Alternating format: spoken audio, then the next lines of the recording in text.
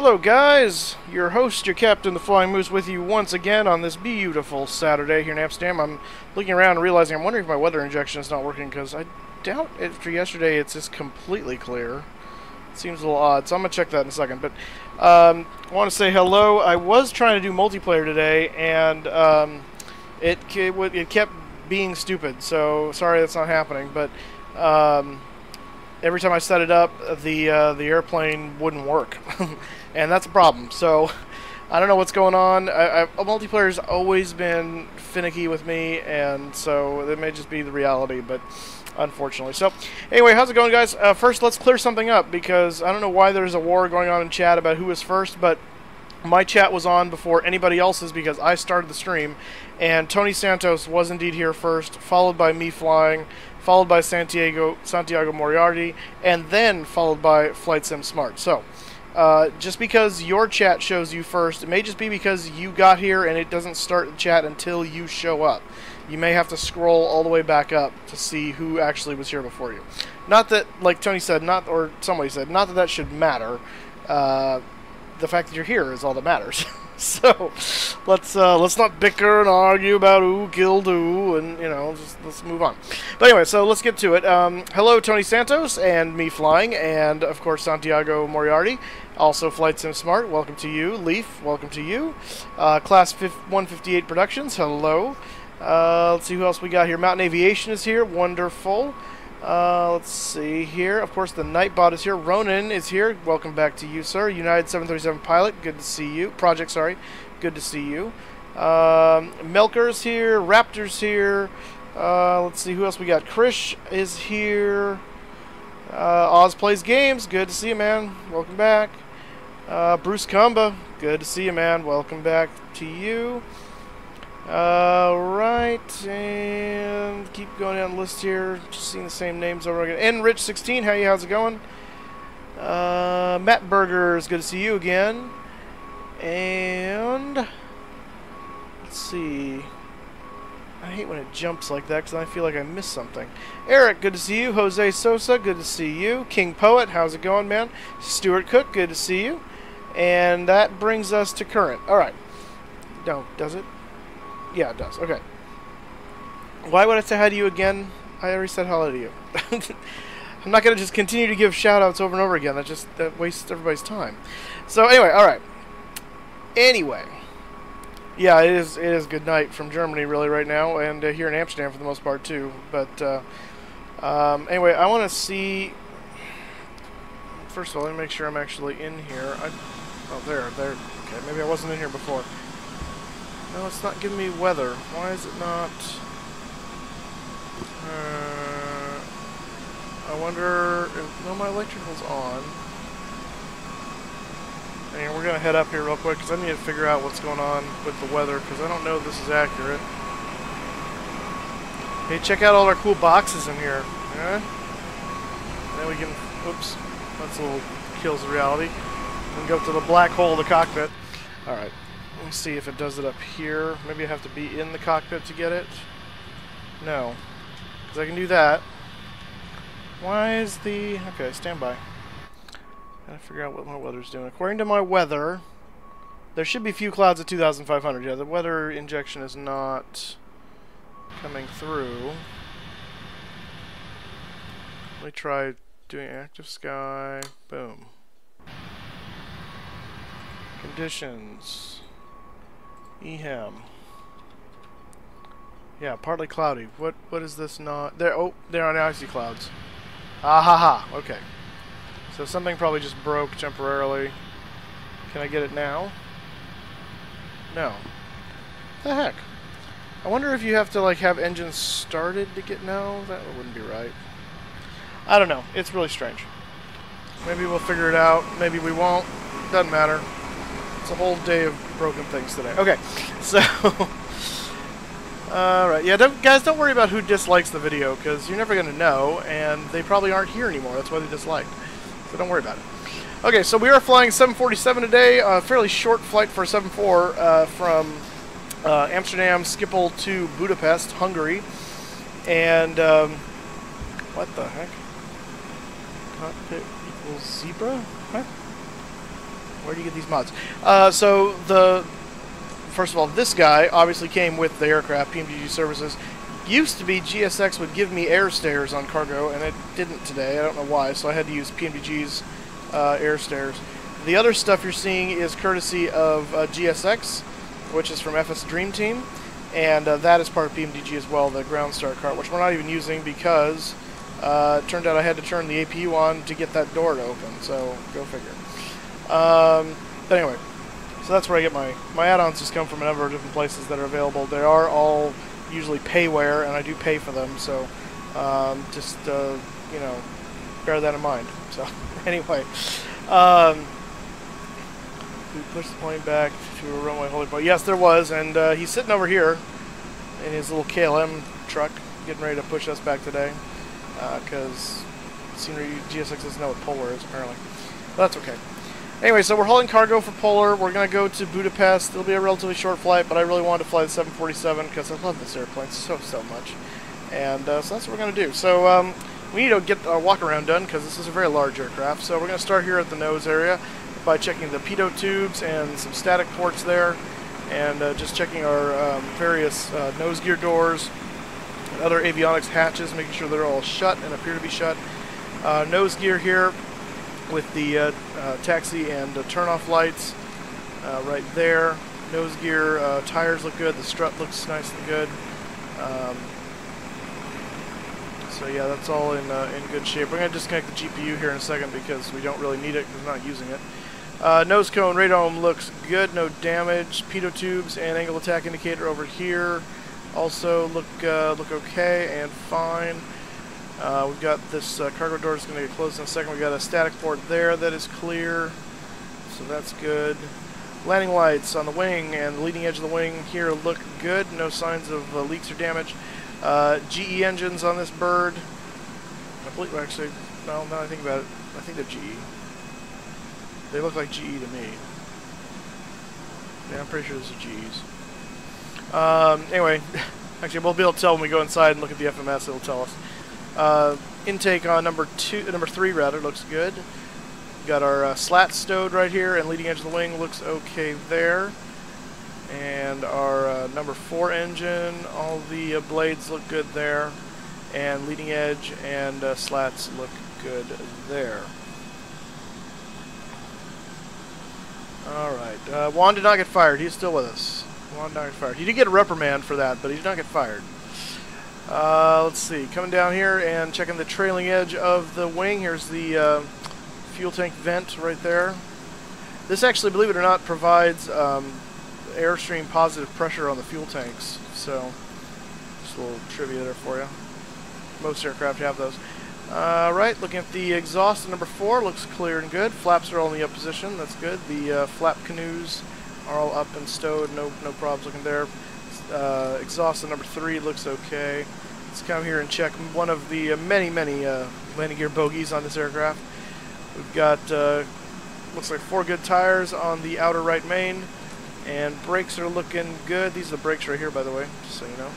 And brake discs behind. This is like the this is basically the equivalent of the caliper in your car, and then the brake discs are these guys in here.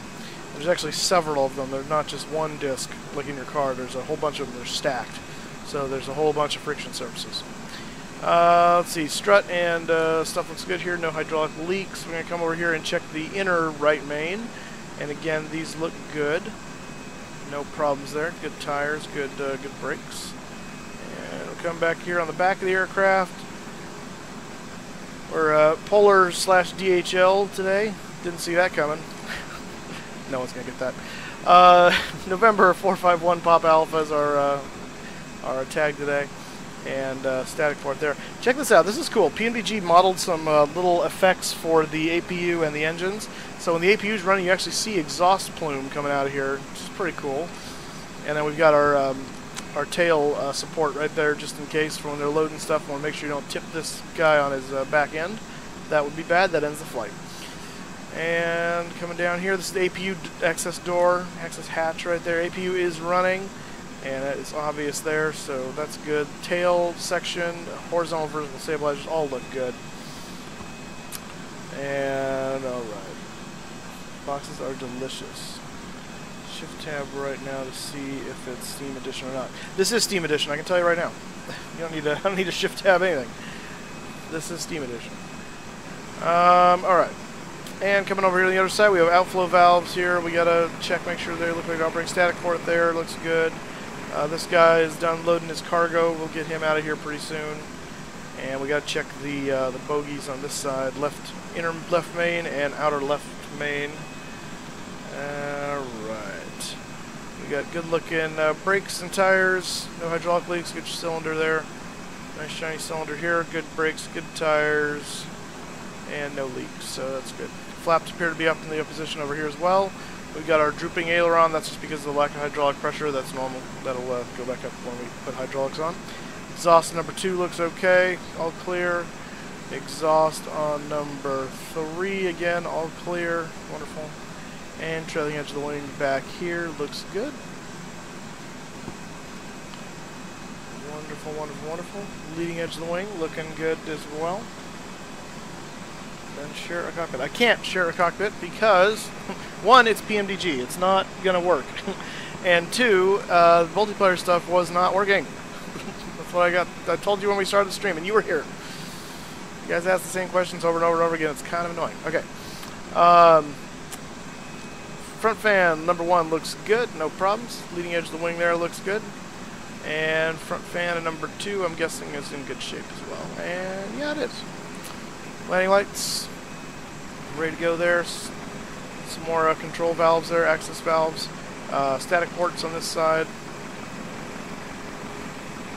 And the reset hole. Put a paper clip in there, it resets the aircraft. No, I'm kidding. Alright. Okay, let's get up in the cockpit and let's get this bird out of here, because she's meant to fly. Into the cockpit we go. Back up to the cockpit. Alright. Don't get sucked in yet. Control deck. Well, flight deck is actually the politically correct term. I think the term cockpit actually came into being because men were always the pilots. So there is actually something to that. Anyway. Alright. FSX box edition, I don't know that you can get it anymore. You probably can on things like eBay, but I don't know that you can get it in general. Anyway, okay, let's get this aircraft ready to go here. So we need to align the various IRSs. All the electronic engine controls are normal. Standby is auto. APU is running. We have external available. We're going to disconnect that because we're not using it. These switches are all on auto and on for the generators, ready for them to start. We're on aux hydraulics right now for the rear door. We needed to do that. We'll get the circuit breaker lights on, and I want that's the panel lights, right? Not the flood. Yeah, flood's the outer one, I think. Yeah, I don't want the flood. Alright, and we don't really, I'll turn the dome light on for a setup here, so that's fine. The aisle stand panel lights can come on. Coming up here, let's get a quick fire test. 1, 2, 3, 4, APU, and fire indication here and over there, and as well on the fuel handles. So that's a good test. Emergency exit lights armed, and I don't think I need to do anything with. That's interphone. Yeah, I don't need to worry about that. Okay. I will explain on this flight the fuel stuff that we ran into last time. Well, maybe. I don't know if we probably don't have enough fuel to really show you what's going on, but I'll explain it. Because I did figure out what the problem was. Well, this one has auto start. Okay. We're not going to use auto start, so because I don't like to. I'll explain that too. That's fine. That's all set. I'm going to leave those off because we're not running anything yet. That's good. Window heat's on. Wonderful.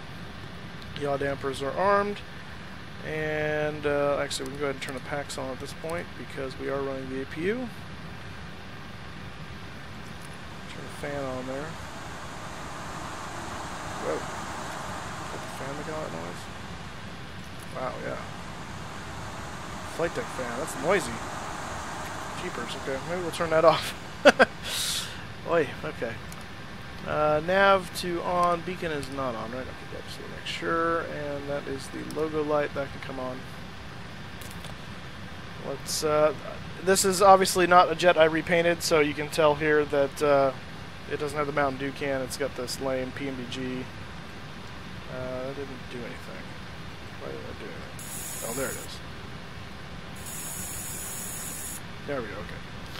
All right. Oxygen test is good.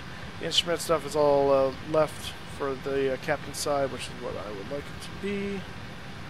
Panel lights 2 on. I feel like I'm sitting far away. Because I am. Alright. And let's see here. We'll go ahead and flip on the flight director. And that can stay on. That's fine. Okay. Let's set up a squawk code today. And we should not be on that mode yet. We should be there. I don't know if that will test. Probably not, because I don't have the IRS aligned yet. So I'm going to turn the seatbelt signs on. No smoking signs 2 on. TCAS test pass. What is that? Main deck alert. Oh, maybe that's because the door's open. I don't know. I know not. Alright, doesn't matter. Okay. Alright, yeah, it's all about the Mountain Dew. Hey Moose, do you know Mark Odin? I think I've seen him on the chat before, but I don't like know him. So why did you leave your soda in there? You know the one could be cargo loader. You sneak in, kind of drink it. Well, I'm not going to drink PMDG soda. I don't even know what that is. It actually says Jet A on it. That's like having a can of jet fuel. I'm not drinking that. I'll get my own Mountain Dew here, so take care of that in a hurry. Alright, let's get back over to the FMC. Engines. That doesn't really tell me jack, does it? I think those are the GEs, though. Okay. Position in it. We're going to enter our IRS position. We'll do that by doing that. And voila. We are at EHAM. EHAM sandwich. Okay. And we are at gate R76. Let's see if it recognizes that. I don't know if it will. Nope. Alright, that's fine. That's fine. It's not really a gate, it's a parking space, but you know. You got Pepsi in the fridge? Yeah, that sounds horrifying. To spawn the plane without any system on, I'll show you how you do that right now. And this works for PMDG aircraft. This does not work for default aircraft. To default aircraft, to generally make all your planes start without any power on, load up the Cessna or your default flight or whatever. Just pick the Cessna, it's the easier one. Turn everything off, turn the battery off, turn the avionics off, turn everything off, engines off, and then save that as your default flight. By doing that, most aircraft will start up in that default state, even though it's not the Cessna. For complex aircraft like this, like PMDG and other things, you have to do that in the FMS. And so under PMDG setup right here, see this there says startup state 744 cold dark. So you go in here and you change that. I think by default that's it's something else. It's like ready to fly or on stand or something, whatever they call it. I don't know. Where it's like mostly powered up. But I like to always have these start from cold and dark. So that's where you change that, just so you know. Alright, back to it. We are going from EHAM. I'll be on EHAM. EHAM to LH. By the way, again with the ICAO codes, Lower Europe, Hungary, Budapest. Budapest, BP. Doesn't always work. It's not always that simple, but in this case, it is. Let's see. Run. No, we're not doing that. We're our PAC. We are Polar 5 today. PAC 5. So flight number. And departure. All right. So let's look at our flight plan at this point. Let me pull up sim brief here. Voila. And this is where what we're doing here. So we're going to be EHAM to Budapest. Flight level 350. Keeps giving us 350. It's kind of nice. Airtime is only about an hour and a half in the air, so it's not that long of a flight. Block fuel, we only need 76,233,000 pounds of fuel. And our zero fuel weight then is going to be 621,500. Our route here is the Ren 1 Sierra Yankee departure out of most likely runway 24. I'll check it again, but last I checked, that was the plan. Edupo to UZ738, and so on and so forth. It goes on and on. The arrival we're expecting is the Annex to Juliet into Budapest. Originally, it was giving us to expect runway 13 left. However, the ILS does not match the current ILS. Like the one in the sim doesn't match what the current nav charts say. However, 13 right does. So I went ahead and just changed it. We're going to land 13 right. And that's over by where we need to park anyway, so it makes more sense. Let me see. Oh, yeah, we can do this now. Might as well. Show the route map. So here's our route from Amsterdam. We're going to fly out of Amsterdam over Germany, just above Cologne there, and into the Czech Republic, or Czechia, as it puts it here. And then just a little bit into Austria, right over Vienna, which is our alternate day, into Slovakia a little bit, and then down into Hungary and Budapest. And check out this arrival. It's like an actual ride at a theme park, or a queue, as the British would say, a queue, queue line. I went to the DMV yesterday. I didn't know I'd have to do the DMV version arrival into Budapest today. That's interesting. The departure out of Amsterdam makes much more sense. Just rump and around. So that is our route today. Our reserves, looking at this here, we've got, let's see, what is that, 20, 30, about 30 point, actually, about 31. Am I doing that math right? 20, 30, yeah, 31. So 31,000 pounds of fuel for reserves. And minimum takeoff fuel is 74233. We're at 76.1, so we're good right now. And that's the deal. Let's look at the weather here. See what we're expecting. Some interesting jet stream stuff going across here at 330. And other than that, the weather looks like it should be pretty good. Looks like all that weather that was here yesterday has moved south, and so we don't have to really worry about that anymore today. So that's nice for us, at least. So yeah, so let's go ahead and get our route in here. And let's see here. Okay, so departure, we're going to use the, what did I say it was? The Ren 1 Sierra Yankee. There are a lot of departures. Let's make this simpler. Oops. 24, because that's the runway we're expecting. That'll probably eliminate a lot of them. Yep, there we go. Ren 1 Sierra Yankee. There we go. Alright, back to route. So there's a group right there. And from Ren 1 Sierra Yankee, we go to Edupo, EDU, PO. Oh, that's right. I always put that in for me. I don't know why. I should always check that before I start doing that. UZ738. UZ738. You guys probably watch the stream going, what are you doing? Misgo. MISGO. MISGO. UZ741. Z741. To GMH.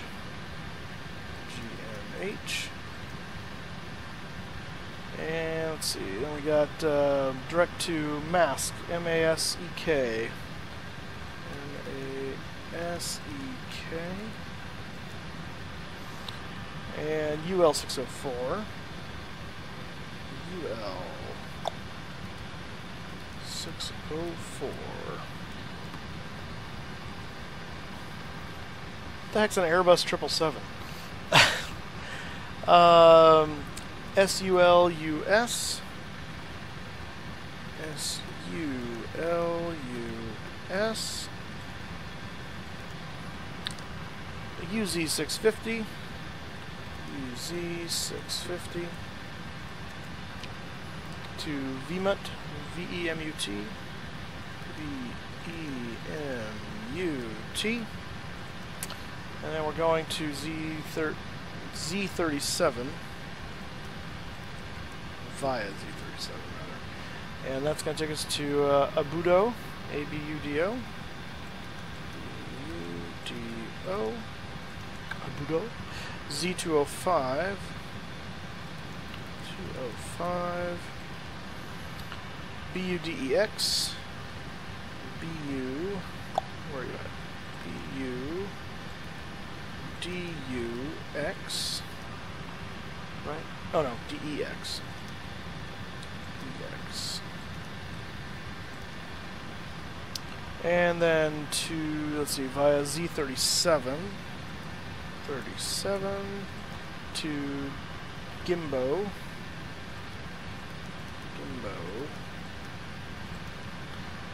and that goes direct to Marg, M-A-R-E-G, M-A-R-E-G, and then that goes direct to Anexa, A-N-E-X-A, A-N-E-X-A,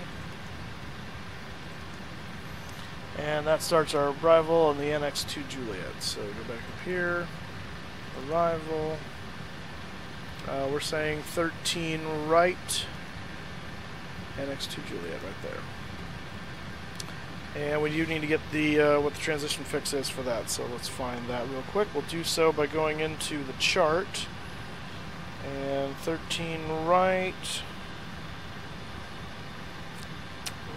let's see here.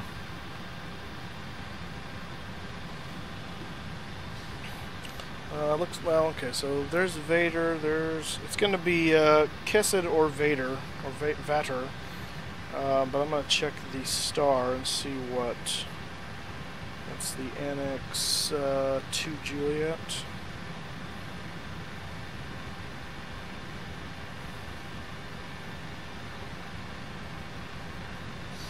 Let's see what this says here. Vader, that's what we want. Yep. Alright, there we go. Back to our route. Let's make sure there's no issues here going back up. Looks good there. So we will activate that and execute that. Alright, over to Perfinite. We already got our zero fuel weight in here, 621.6. Did that for us, that's nice. And 76.1 is calculated. Reserves are 30.2, as we just said. And cost index, we're back to 80. Cruise altitude is 350. Good, didn't yell at me, I like that. Thrust limit, well, we're kind of heavy today. I'm going to leave the, actually no, I'm going to do rate 1, because I think we can do it. And we're going to do a flaps. We're close to our maximum zero fuel weight. We're not that close to our maximum takeoff weight. We'll go ahead and do flaps 20. Why not? Why not? Okay. And trim. Not sure why. Was I supposed to execute the perf stuff? No. What are we missing here? Well, I don't have V speeds. Why do I not have V speeds? Question, why don't I have V speeds? What's up with this? Perfinite. Seems like you're waiting for something. We're not stepping, so we can do that. Oh, was I supposed to act? Okay. Aha! Okay, I was waiting for me to confirm that. Alright, so V1 today is 135, VR 148, and V2 162.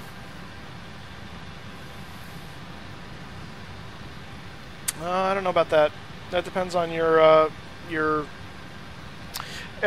difference between Airbus and Boeing. It's not an issue of better or worse technology. It's actually a different philosophy of technology. Boeing prefers to leave a pilot in command of the technology and have the final say. Airbus prefers to have the pilot just be simply a backup. And there's two schools of thought on that. One is you basically train the flying ability out of the pilot because he doesn't do anything ever. And so when he does need to take over in an event of emergency, he may be less equipped to do so and ends up fighting the computer more. And the computer can fail too, as can happen if certain instruments go out. So Boeing takes the stance that it's always better to have a human operator at the end of the day because the human can think creatively in a way a computer cannot. Airbus tends to lean the other way and say, no, the human is the problem, so let's eliminate him as much as possible out of the equation and make it so the plane will keep the pilot from doing stupid things. And there's support for both those arguments. It just depends on where you land on that. So that's why it is a different dynamic in the cockpit and the way they interact because of the paradigm that Boeing chooses over Airbus. So yeah, it's true. They both have good and bad. There's good things about both philosophies and there's bad things about both philosophies. At the end of the day, you're always going to have the potential for a problem. So no matter what, the computer can fail, the pilot can fail, they both can fail. So Encrypted Pilot, our MO is Teamspeak at cruise. So remember that. Philip Schmidt, thank you for subscribing. Welcome aboard. By the way, Encrypted, I saw you on the stream with Raptor. I tuned in for a little bit right as Raptor was pulling out of the fuel station and you were pulling in. So that was cool. Wolfgang, Amadeus, Mozart, good to see you, man. So yeah, this is FSX Steam Edition. So yeah, we'll get TeamSpeak up in a second. Don't worry, it will come. It will come. Let's see here. So what did I do? So 162, 177 is what I want to set for V2 plus 15. There we go. Alright, and we're looking at runway 24, so we'll go ahead and set initially 240, and then I'll figure out what the actual runway heading is, and we'll update that accordingly. Okay, let me find my checklist for the 747, because that would be good to have and do, as always appropriate.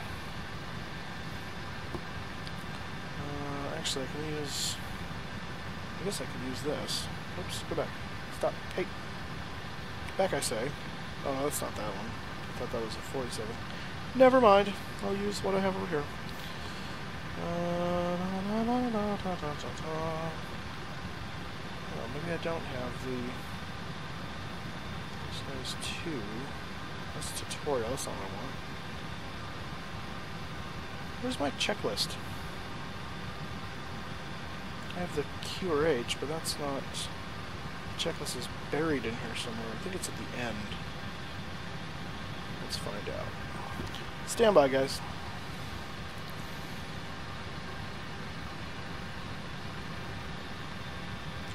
Will you load the stupid page that I asked you to load? Maybe not. There we go. Checklist, non-normal checklist. That's still non-normal. Where is the normal checklist? They like bury it in the middle of the QRH. It's really annoying to find.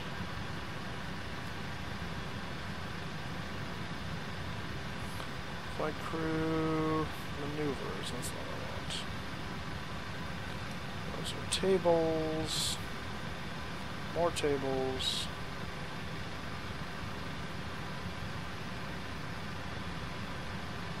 Come on.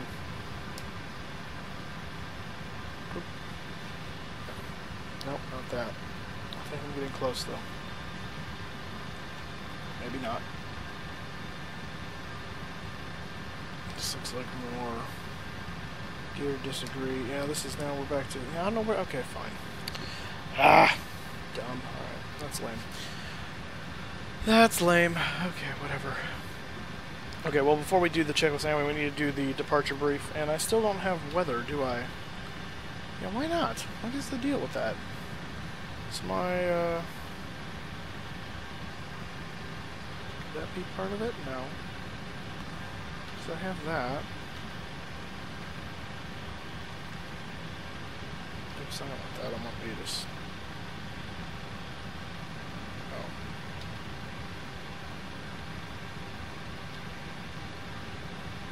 What the heck? Yeah, it's like my radios are off. Maybe that's why it's going on. Okay, stand by.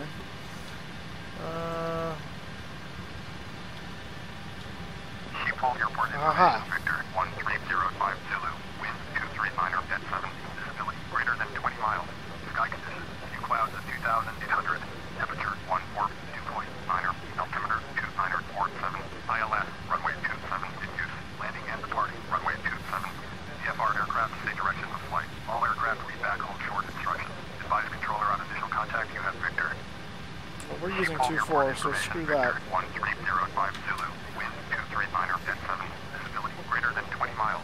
Sky conditions. Few clouds at 2,800. Temperature 14 dew point minor. Altimeter 2 minor. Port 7. ILS runway 27 in use.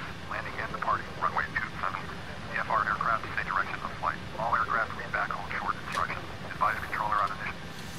Okay, we're going to be taking 2-4 because I don't care. So wind is 239, it's 7, which is right down 2-4, so that's nice. Altimeter 2947, so let's set that. 2947. Which is interesting because it should be below sea level. It's showing us right at sea level, but whatever. Doesn't matter.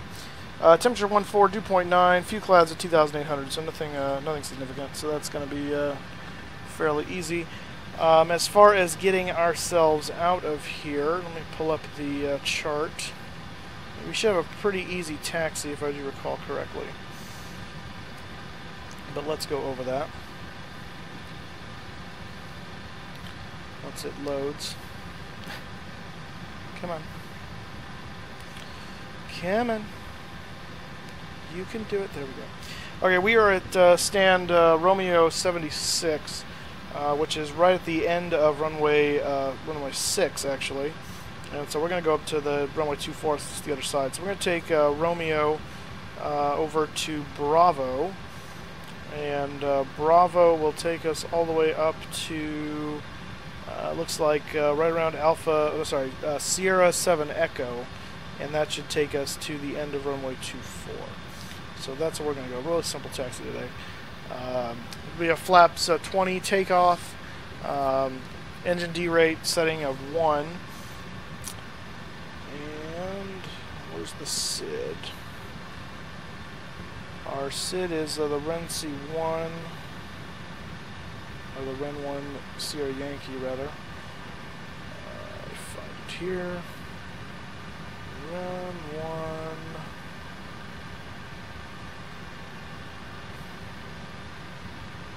There's Ren 1. See Ren 1 Echo. Foxtrot. Maybe it's just that. There's a billion SIDs here, so I'm just going to try and figure out which one is which. Ren 1 Sierra Yankee. Oh, okay, I gotcha. So they kind of combine it. Alright, so basically what we're doing is we're taking off runway 24, and at 4.2 miles from the Schiphol VOR, we're going to make a right-hand turn, maximum of 220 knots, to a heading of 118, and that's going to take us to Echo Hotel 008, again at a max of 220 knots, and further on we're going to keep moving to Echo Hotel 026, where we'll turn left again to 073, and we'll head to 18 DME from the Schiphol VOR. At that point, we make a right turn to 125 and head down toward Lennox and Rendy, and finally Edupo, whatever you want to call that.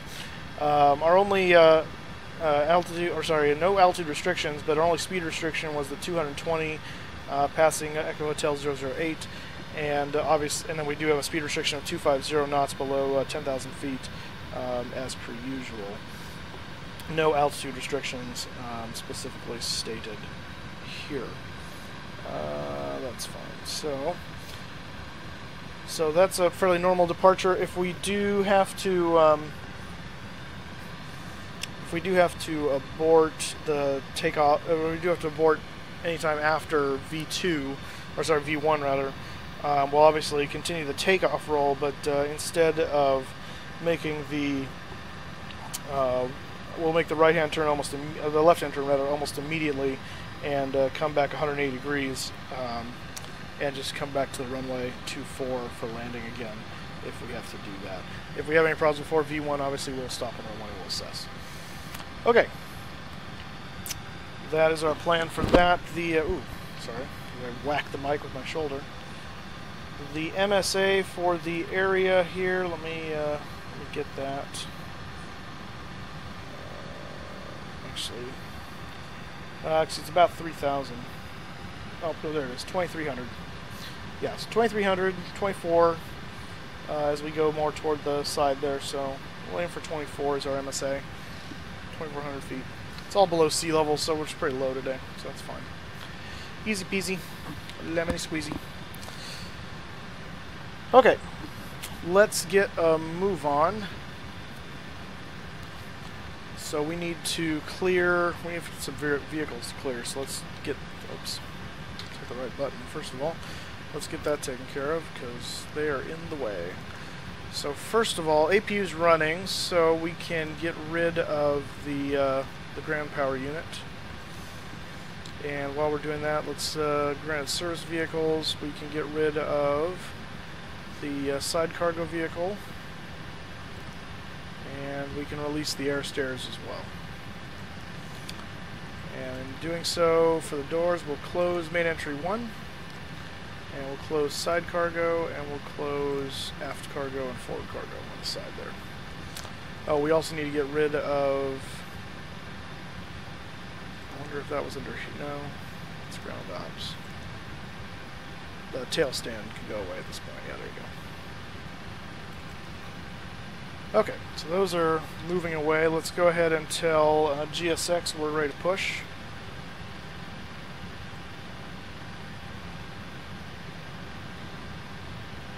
What are we waiting for? Waiting for other services to complete. What services are waiting for my action? They were already open! Oh my gosh. Are you kidding me? Did I open them before? Okay. Well, there's one way to skin a cat. Don't make me hurt you. I gotta give it a second. There we go.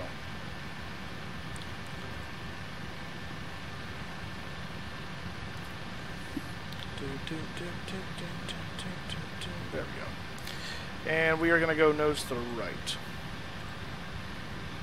There we go. Okay. Now, we're going to switch this back to auto. Or sorry, we're going to switch these all to auto at this point.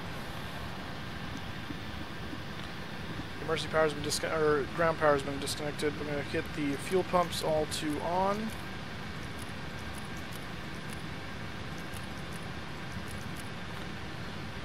And I'm going to take a look at the fuel page here real quick.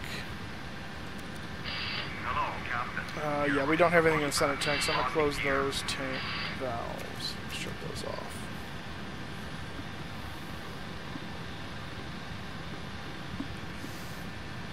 Alright, he's going to get us hooked up. And I think now... Oops, no, don't do that.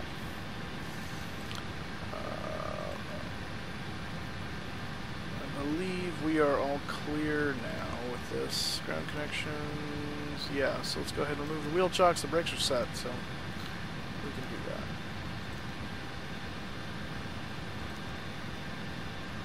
Airport ground, KLM 744, taxi to stand, KLM 744, taxi to stand, Echo 17, using taxiway Papa 3 Alpha, Alpha 14.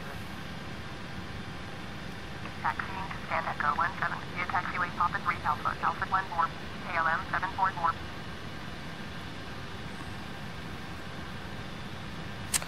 Carl Fiddles, thank you for subscribing. I appreciate that. If your name didn't show up, it's probably because you have your sub set to private, but thank you so much for that. What's this dude waiting for? Departure check Oh. completed. Flight has been as soon as I get impatient. Release parking brake. Commencing push. All engines clear. Start that wheel. Beacon on. Turn 2 of our packs off here. And we can start engines. So turning 1.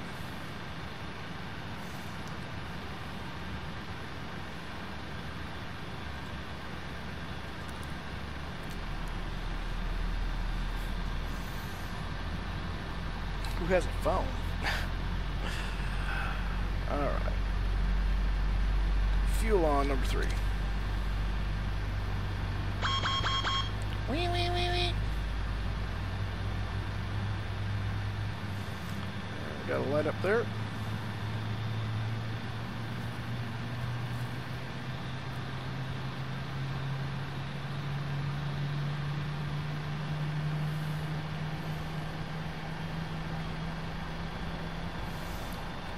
Starch got right about 50, there you go, running into, turning 4.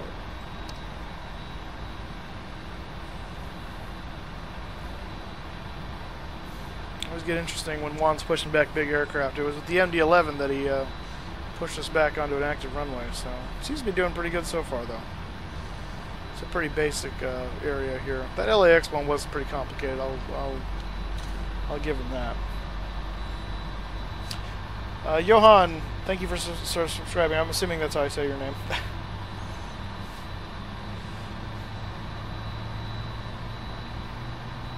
And Gabe Vlogs, thank you for subscribing. Again, if your names aren't popping up, it could be YouTube, but it also could be your subject set to private.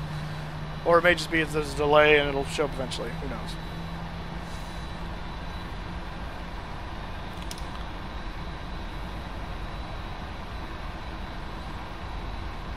Yeah, what a difference a day makes in the weather.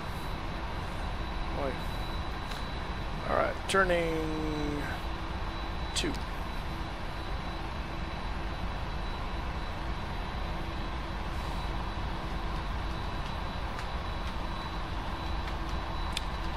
Billy M, you can try and say that all you want, but YouTube is blocking it, so nice try.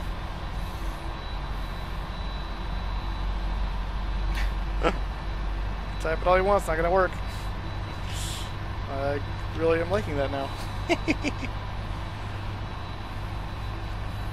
And if you're saying I suck, just go away. Like, unless you're talking to somebody else in chat. Of course, that's not very nice either way, so... And I liked the stream. Well, I'm glad you did. I don't know why you're saying you suck then. Like, what's the deal? You have to remember, guys, I'm not glued to watching chat. I'm trying to fly an airplane, so if I'm missing it, if I miss something in chat, you know, give me some time or just say it again, and I'll see it eventually, but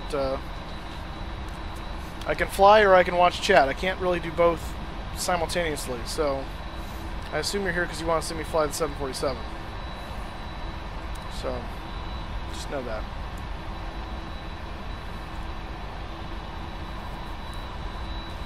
I don't know. I said my piece about the Boeing and Airbus.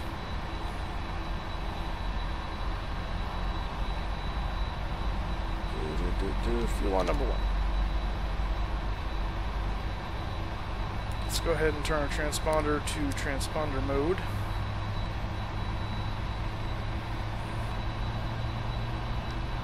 It's disconnecting. Those are all on. That's on.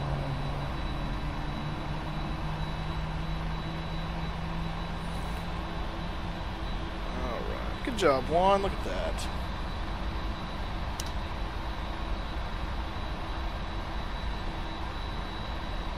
Well, if you want to see me crash, you're at the wrong stream, because I rarely crash. So, just a warning for you. How you doing, iGamer fellow?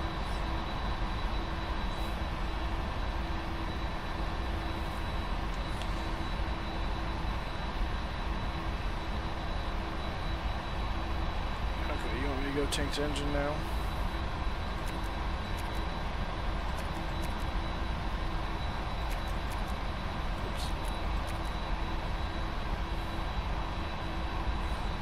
So,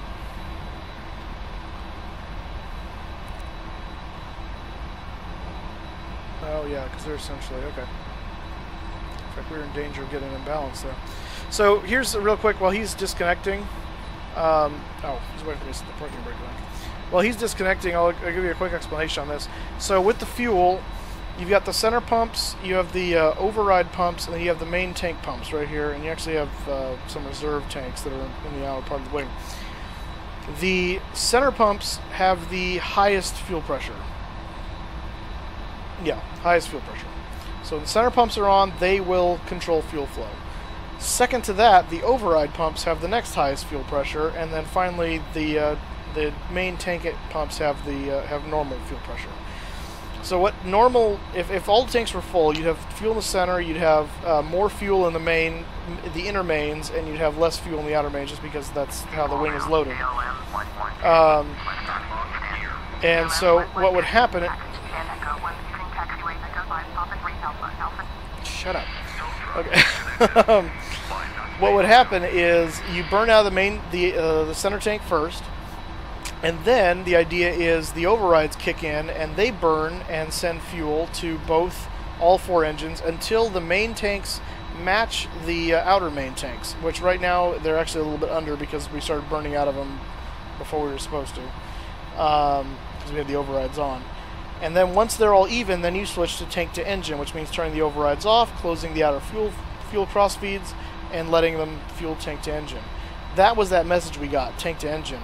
When we didn't adhere to that tank to engine message, the main tanks burned down farther than the outer main tanks, and we got fuel imbalance, which was odd because you'd think imbalance meant imbalance from left to right. What imbalance refers to is an imbalance between the main tank inner tanks and the main tank outer tanks. And so it is up to the pilot to make that switch and turn the overrides and the outer crossfeeds off. These are controlled automatically. That's why they have gates over them, so you don't need to mess with those. But that's basically what happened. That's what we didn't do, and so now I know that procedure. So today, because we don't have enough fuel, we don't have any fuel in the center tank, and the outer tanks were already relatively equal. So we should have just started at tank to engine, and I should have caught that when I started her up, but I didn't really notice that. So, oh well. Anywho, hopefully that explains that, and yeah. Billy M, I don't think you understand what this stream is, but okay. If you want to take that attitude, you go right ahead. Flaps 20. Set, this is down here now.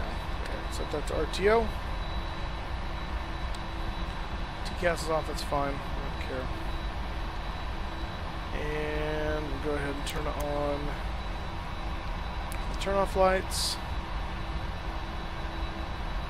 Oh, we don't have a taxi. That's interesting. Oh, alright, go figure. Alright, let's get it moving.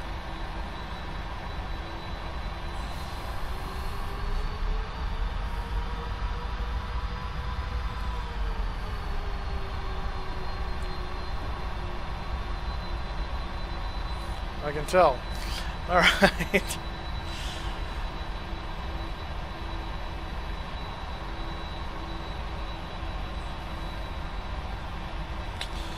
Alright, let's say goodbye to Amsterdam Schiphol.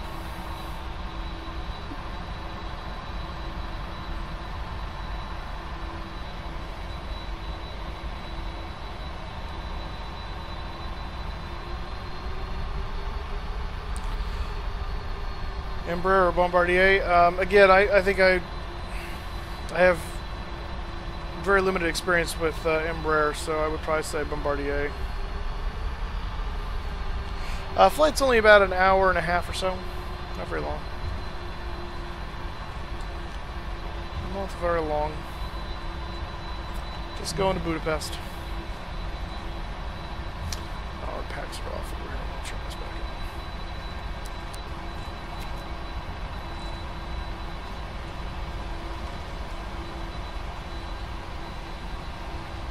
This is an interesting little turn here. We actually want this taxiway here, so I'm just going to cut across these. I don't care.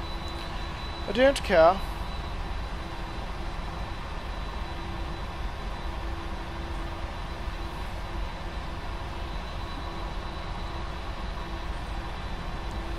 Well, I think people troll because they want to, always. I don't know of anyone that trolls because they don't want to.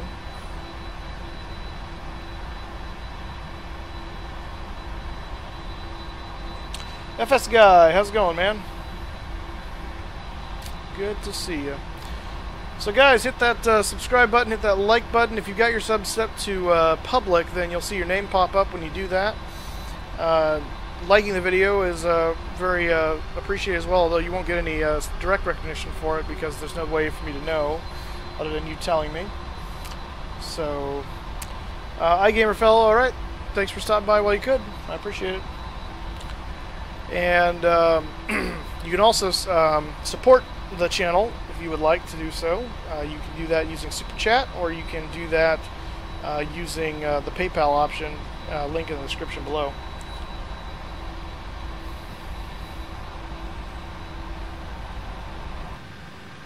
And that is going to get you timed out. Gonna try and tell people to hit the dislike button. How dare you?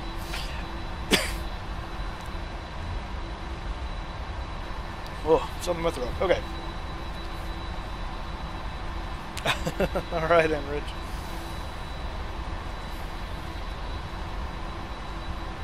It's Soren Saturday, that's right. Thank you, Kramer. Good to see you, man. Alright, we need to set our trim here to, what is it, 6.7? Yeah. It's about there, roughly.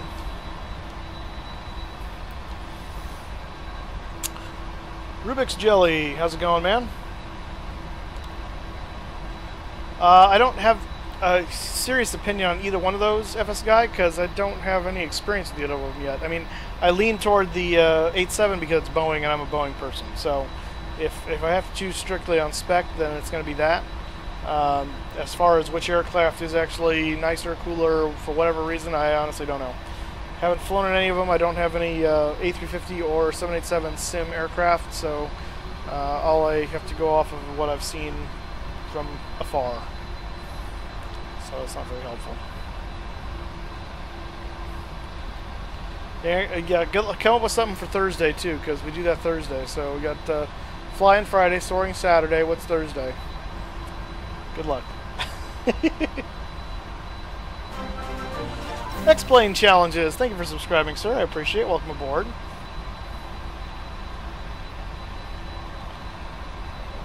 You ate too much pizza, White Star, huh? FS Guy, then you're probably going to side with the the A350, and that's fine. Nothing wrong with that. And landing.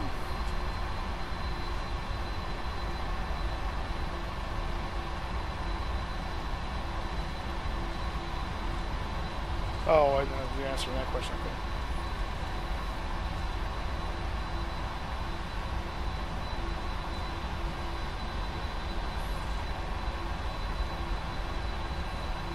Fastest eater in your family, alright.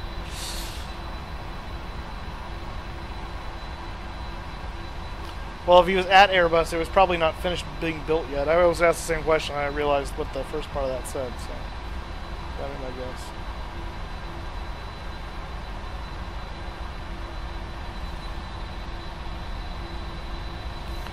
Alright, so before takeoff, we're going to go ahead and turn auto start back on just to make it easier to restart if we have a problem. We'll hit, nope, don't do that. Wrong button. Continuous ignition can go on.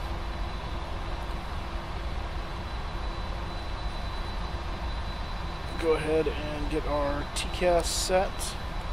And I think I did that already, but I don't remember if it worked or not. So we're going to test one more time, just to be safe. TCAS test pass. Alright, good. That's what I like to see.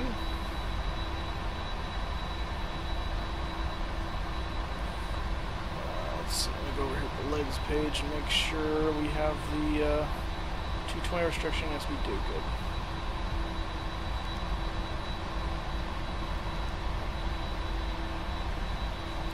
Alright, one more taxiway here. We will make our way to the runway.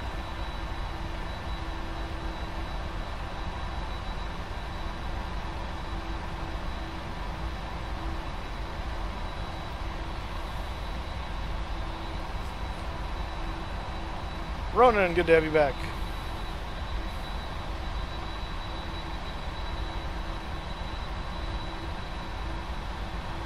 Some thunderstorms off in the distance, though, it looks like.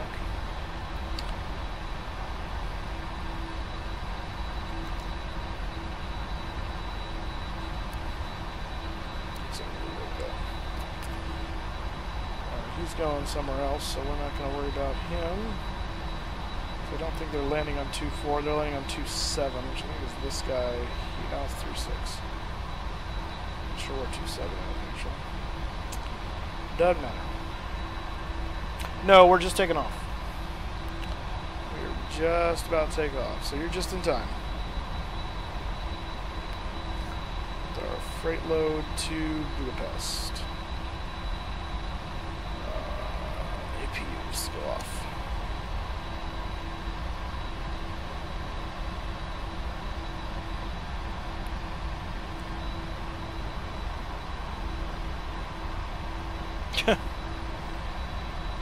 Nicely done.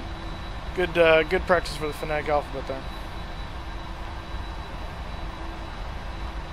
That poor sub. Alright, a gamer fellow. Alright, here we go. Flaps are down 20, green light. Auto brake is RTO. And trim is set. We're ready for takeoff. So landing lights on. Strobe wing lights on. Flight director auto throttle is set. Here we go.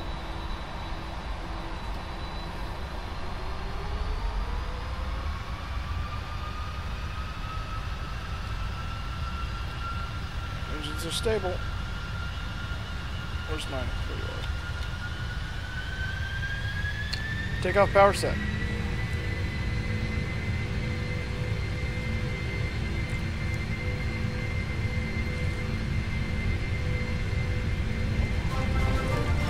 Joseph, thank you for subscribing. Welcome aboard.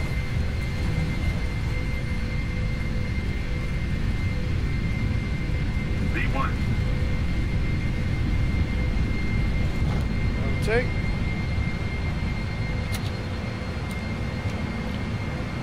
Positive rate, you're up.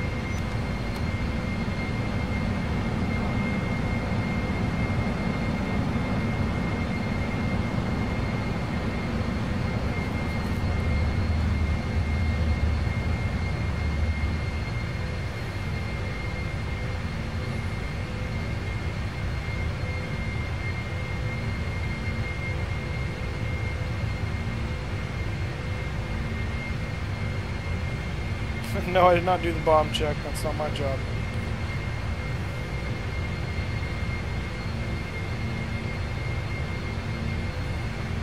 Start our turn over this way. And we'll go flaps 10.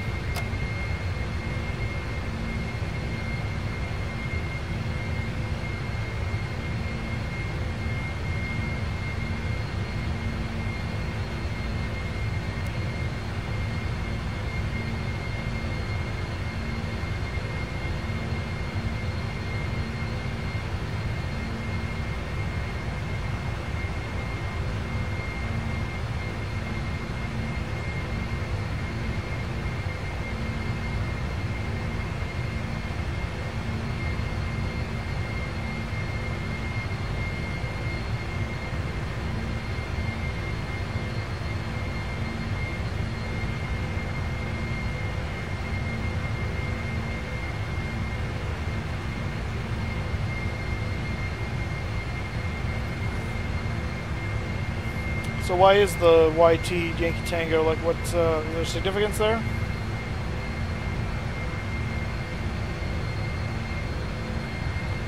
Flaps 5.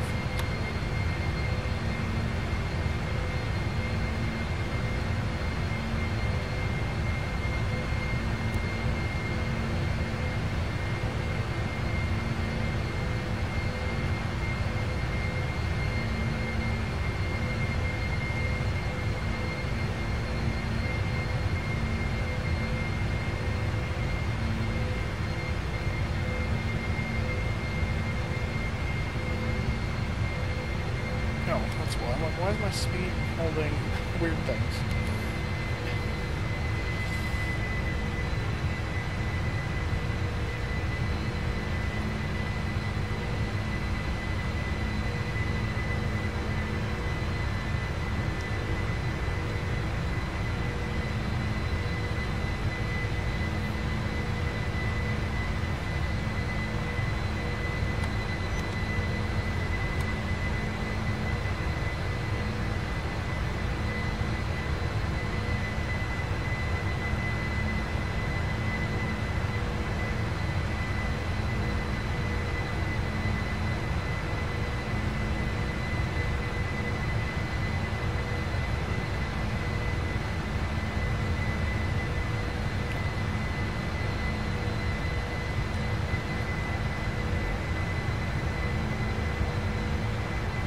Ah, gotcha. Okay.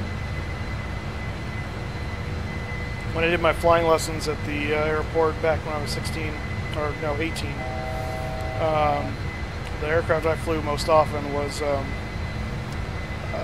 trying to remember what the first, I just saw it the other day, it was November something, something for Mike Echo, which I always thought was funny because if I said it fast on the radio, it sounded like I was talking about my gecko. Yeah, it's for my gecko. It's all for my gecko.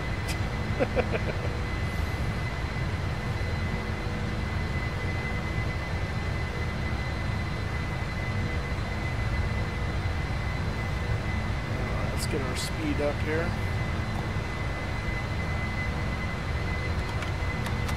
Go flaps 1. We can go ahead and get this up to 35 now, actually.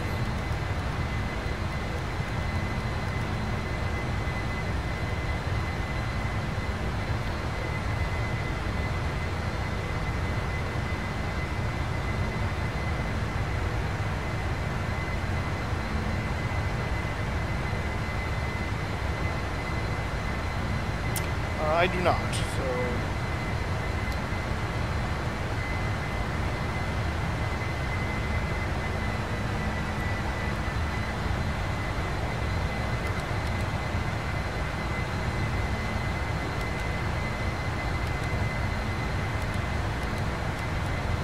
What? Oh. Oh, no. That match.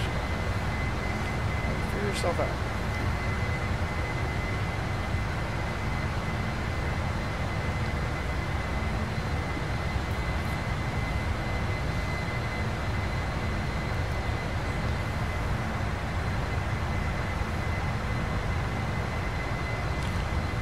Lights off.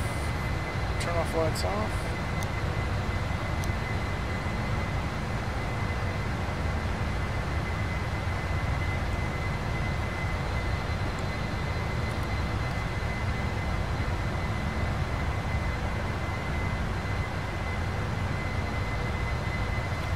Thank you, Billy. I appreciate that much better than the other tactic.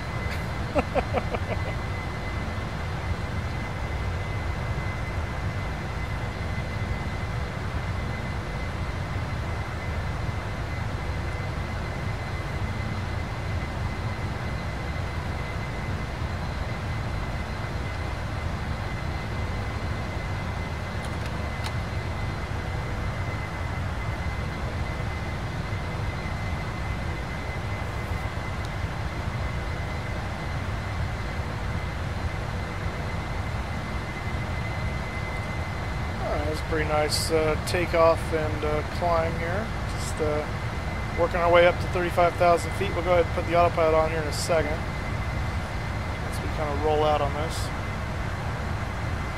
The altitude be with you. Nice. I like that. That's good, Logan.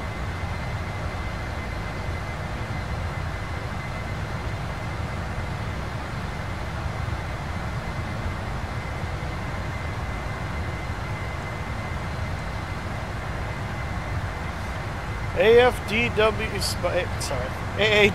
spotters, how's it going, man? Good to see you. Hey, if you want to jump on Teamspeak, we're going to turn that on here in just a second, so I'm sure Encrypted will be on there and some other guys. Alright, let's go ahead and activate autopilot there. Let the plane do its thing. That back off to off? Yes, it is. Do some little preliminary checks here, make sure everything's functioning correctly. It appears to be. Yeah, let's go ahead and get Teamspeak on here. I'm going to go boot that up here real quick. Once I find it. Connections, come on. No, not now. Connect. Connected. There we go, bingo. And we'll do Livestream Room 3 like always. Channel switched. Alright, we're up in Teamspeak, so if you guys want to join on number 3, then feel free to do so. Looks like Flight Sim Smart's here. And World Fox Flyer, a new one in Teamspeak I haven't seen before. Hello. Hello. Hello. How you guys doing? Encrypted, you can jump into Teamspeak now if you want. We got it up and running. The CLT Overlook. Oh, nice. I don't know what that looks like because I've never been to CLT, but I'm sure it's cool. Especially if it's anything like the LAX Overlook over on the south side of the complex. It's a fun spot to plane spot from. Outside view at your request. Ooh. That's the raining through cloud. Hey, Encrypted, how's it going? I'm doing well.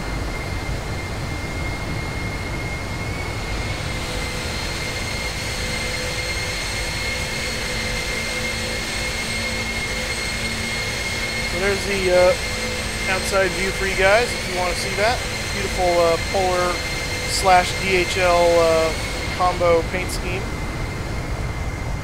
I did not paint this. This was one of the ones that's available in the operations center. It's gorgeous.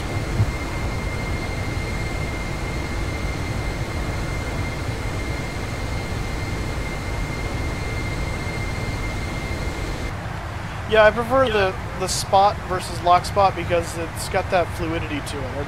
I appreciate that more than the lock spot is just like, it's harsh. But I don't fly outside the cockpit very often because I'm in the cockpit, so I don't think it really matters that much.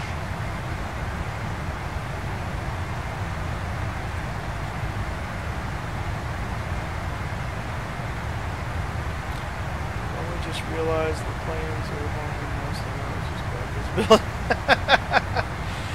No, we took off a little while ago now.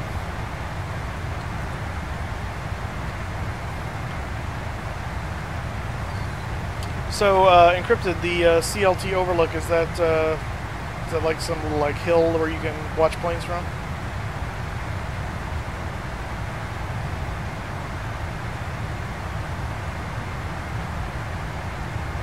Yeah, it's an overlooking Charlotte Douglas International. Cool.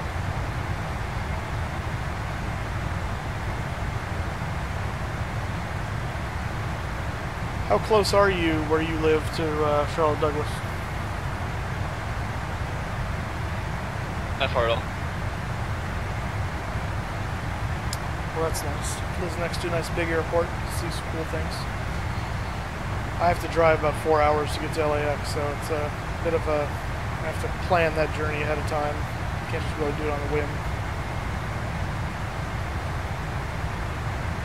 And it costs a bit of fuel, so there's that too. I don't know. Did they make throttle knobs for the 7? Oh, I think they do for the CH one. Those are cool. The only problem with that is it only then works for 2-engine stuff. So if you want to fly like what I'm doing right now with the 747, I'd have to go back to the other ones or whatever. I mean, it's just kind of cool. But also, I think I would need to move my throttle quadrant down from where it is now because I think those would make it really high. World Fox Fly, are you using push to talk? No, not right now, but I'm just waiting on you. Okay, yeah, you probably want to get push to talk because that way it you don't end up hearing other things in the background when you're not talking. So yeah, I'm just currently trying to keep putting on the mute every time, so just to keep things off. Okay, well, whatever you want to do, if that works for you too. Where are you from, World Fox Flyer? Me, I'm out of North Carolina. Oh, okay, so you're probably not too far from Encrypted Pilot. He's down in the southern part there. Fox, where you at? Up in Edgecombe County.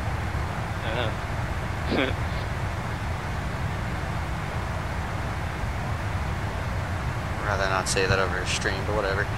I don't think they're going to be able to track you down that specifically just by giving the county you're in, but okay. I was trying to keep from doing the city stuff, and I'm like, well, there's only about 3 cities, so. I'm going to come hunt you down, I tell you. Yep.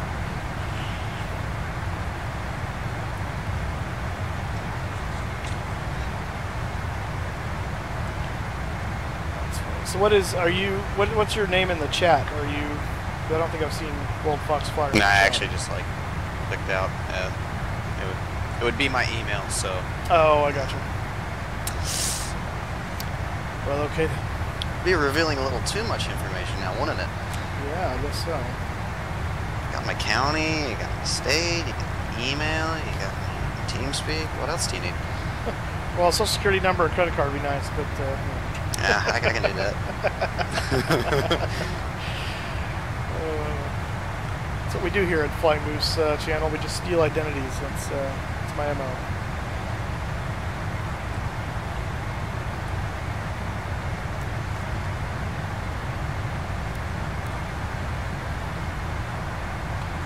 Yes, MS Guy, I do know that LAX is Los Angeles. I go there quite often.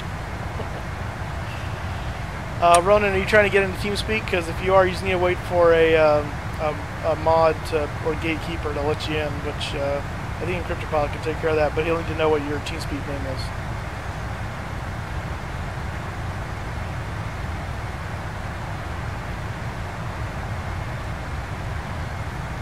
Daytona, where in Florida are you? And are you hunkering down like you should be if you're in the path?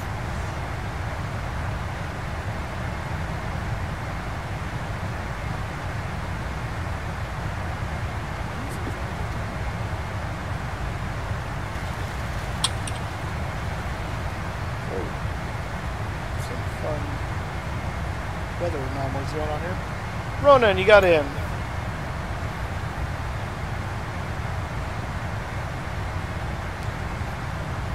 Ronan hasn't figured out how to talk yet, though. Oh, you are in Daytona, okay. I use OBS to stream, so it's open broadcast software. It's a free program. There's paid programs as well, but OBS is free, so I figure, hey, why not? But just search OBS or Open Broadcaster software, Open Broadcast software, and that's what I use to stream FSX.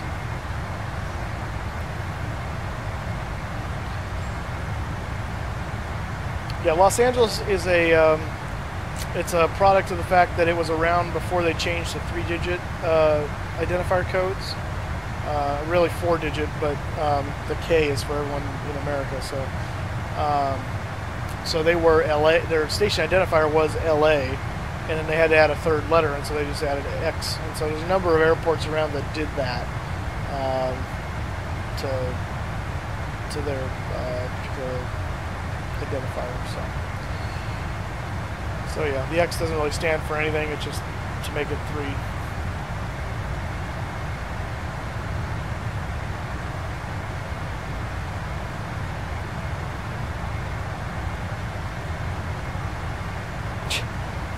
Yeah, I'm not gonna be. Yeah, I don't know why I would push the nose all the way forward and basically dive and crash. It's not how I get my jollies, if you know what I mean. We're getting very close to our top of climb, though. Here, 35,000 feet. Let's see what our time en route looks like here. All right, 1510 Zulu is what we're looking at. It's 13:49 now, so that's an hour and 20 minutes. So not very long en route at all. Hot airplane, good to have you back. People are chat messaging things in the. Oh, okay. Yeah, the whole point of TeamSpeak, Ronan, is so you can chat with a microphone. So if you don't have a mic, then kind of eliminates the point.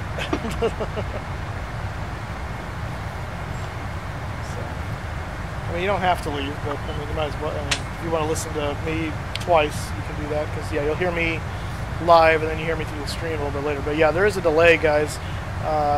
It depends on YouTube and the network of how delayed it is. Sometimes it's pretty short, like 10, 15 seconds. I've had it where it's been over a minute, and that's really bad for interaction on chat anyway. So, but yeah, 1549. Where's the nearest river? Huh? Nearest, like, to me right now, or to me when I land in Budapest? You do get that he's saying a joke, right? I don't, because I don't understand the joke. 1549. Like, Hudson. Oh, I didn't even think about that. Okay, I gotcha. Yeah. It's like, what the heck's the time? Okay, that makes more sense. Yes, 1549 Zulu, not 1549 flight number. But yes, okay, that makes sense. Thank you, because yeah, it was right over my head. Yes, now that makes sense.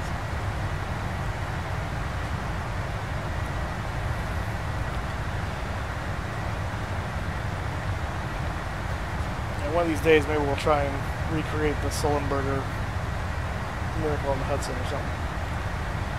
Yeah, thanks, MS Guy. I get that now.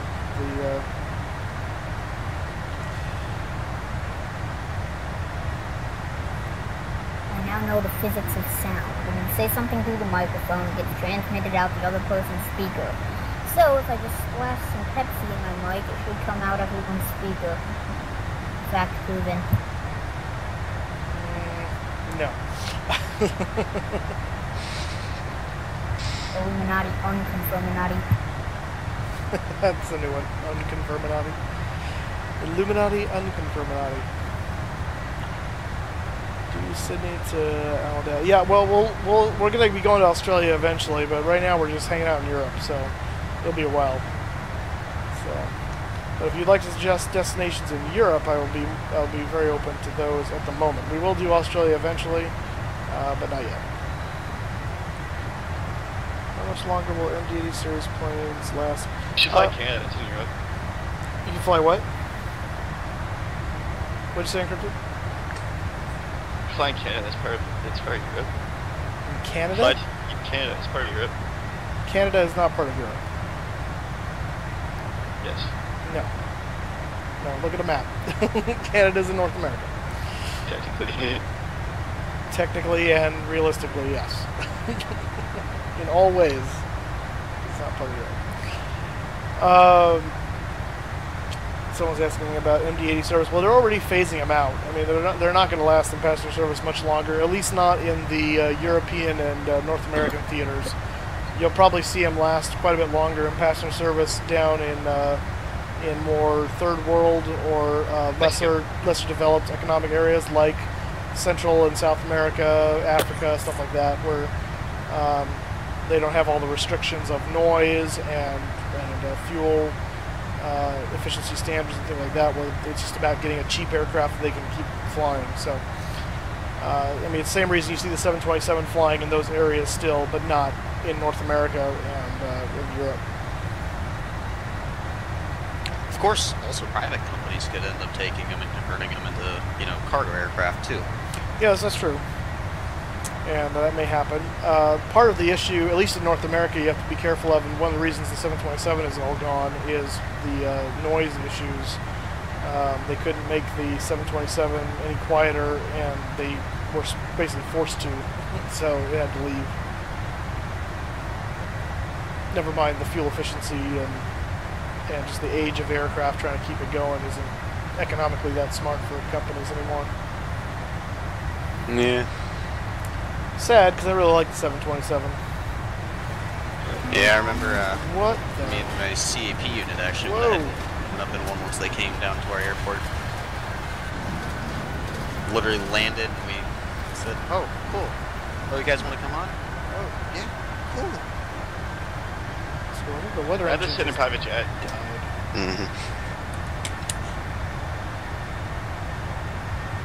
That was fun. Weather just like major shift. Be really cool if you landed in Gibraltar. Pretty cool stop if you want to here in Europe. Yes, that is a cool idea actually. We will need to do Gibraltar at some point. Flight Sim Smart, you're asking about my profile pic, why it's or what it is. My profile pic is Samuel Arrow from Muppet Treasure Island. It's Sam Eagle's character, and the reason that is my profile pic is because, one, I love the Muppets. Two, his particular character I feel is like my spirit animal. He's very, very nonplussed about everything, and he's always a little grumpy, which I just kind of identify with. So, not that I'm actually really a grumpy person, but kind of internally I am. So. On this one thing, There's that Harry Wang guy, you read that weird profile pic? I saw this one guy in the chat said Harry Wang, you are my spirit animal. Oh, goodness.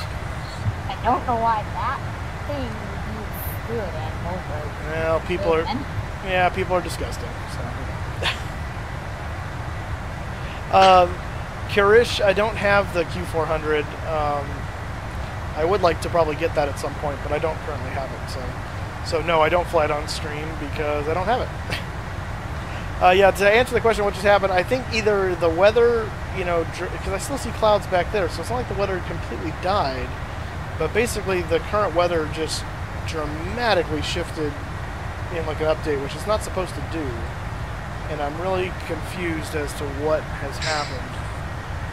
I'm gonna try resetting the weather here, so see if it comes back. Yeah, see, there we go. Now it's back. So, yeah, something died on the weather side of things. Either lost the signal from active sky or whatever it was, but now it seems to be back. So, yeah, basically what happens is the plane was compensating for a certain set of winds, and when those winds went away, it was like on the verge of falling out of the sky kind of thing. So, craziness.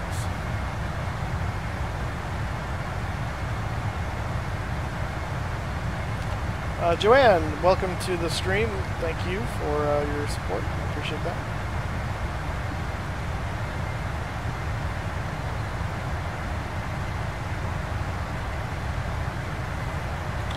Yeah, 707s still fly. Well, 707 famously still flies as a Stratotanker. The KC-135 is basically a military version of the 707. That's an air refueler. Also, the AWACS aircraft, that the E something or other, I can't, it's escaping me now. Someone will jump in here and tell me, probably the CryptoPilot. But it is the one with the big dome on it, 4-engine version. That is a 707 fuselage as well. But I believe there are some areas in, like I said, lesser developed areas that are probably still flying that thing. I know John Travolta, at least until recently, I kind of heard that he might have gotten rid of that now, but he had his own 707 through a partnership with Qantas that he got to fly around. So the E3 Sentry. Thank you. There it is, E3 Sentry. That's the military version of the 707 that is an AWACS platform. They kind of wonder. What was that?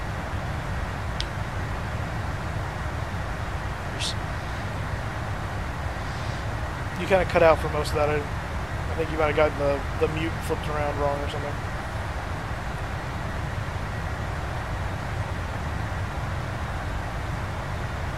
Sorry, my internet just on me. Oh, I got you.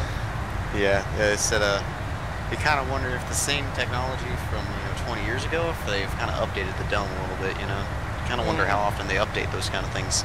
Yeah, good question. I don't know. Top secret. Yep. For probably good reason.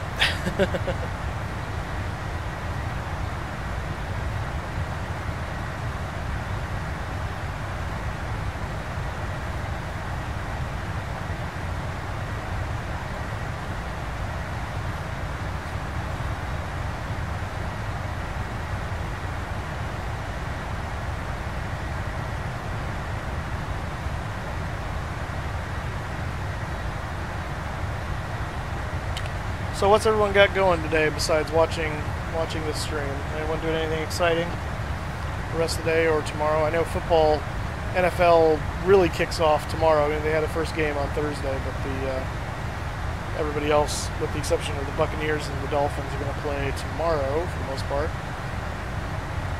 So I know that's what I'm going to be doing. I'm going to be watching football tomorrow.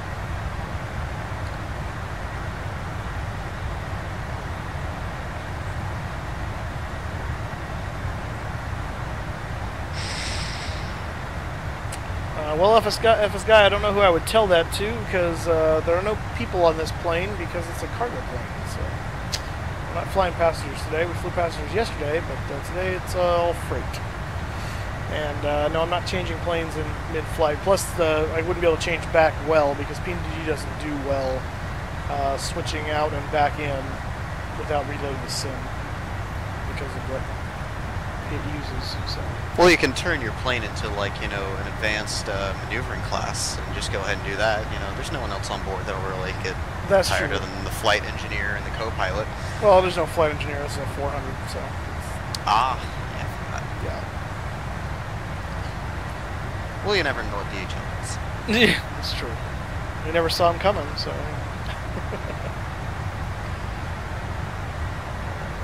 Oh, that's awesome, Chris. You're working on your CPL. Good luck with that. Santiago, welcome back.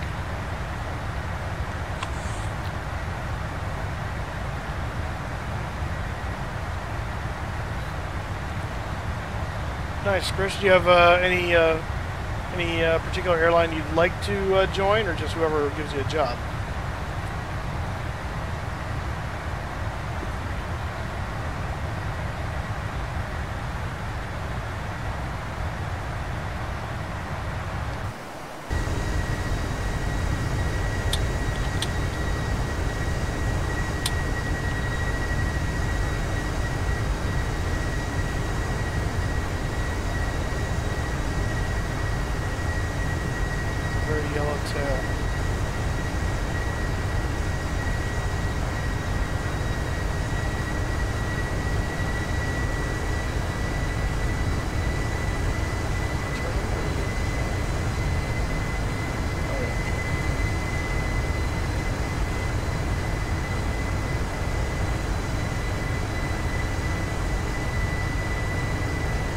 What were you flying from Rome to Copenhagen, Santiago?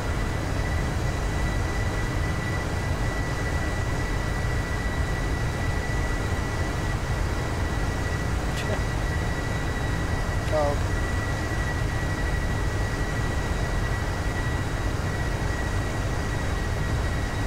Oh, nice.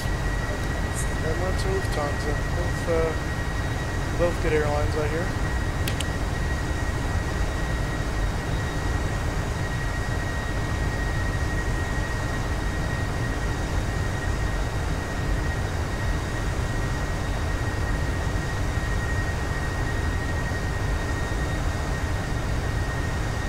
Yes, Lufthansa is German, so I don't know that moving to Dubai will help you with that one, but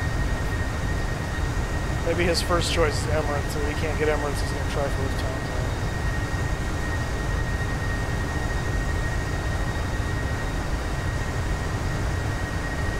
Oh, see, there you go. He's already in Germany, so he doesn't have to move if he wants to join Lufthansa. Then Lufthansa will put him on wherever they want him on the planet. Yeah, fly, so pretty much. It really doesn't matter where you want to move to. You're going to end up flying for a specific area, and then you can figure out where you need to move to. Exactly.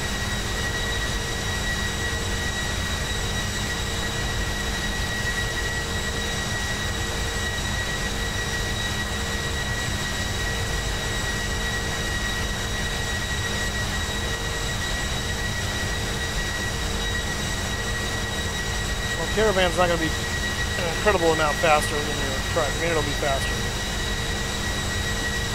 Little single engine props at the end of the day. Seem to have a nice storm under you right now. Yeah, there's a little bit of activity going on. I see lightning occasionally.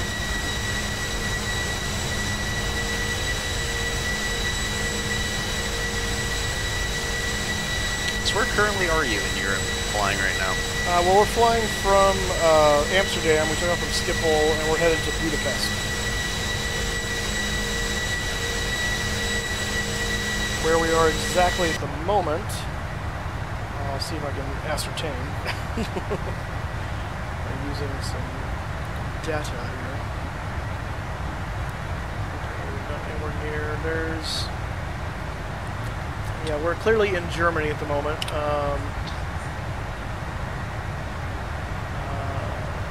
Not what's anyone know what airport code Echo Delta Delta Echo is? So I can't off the top of my head.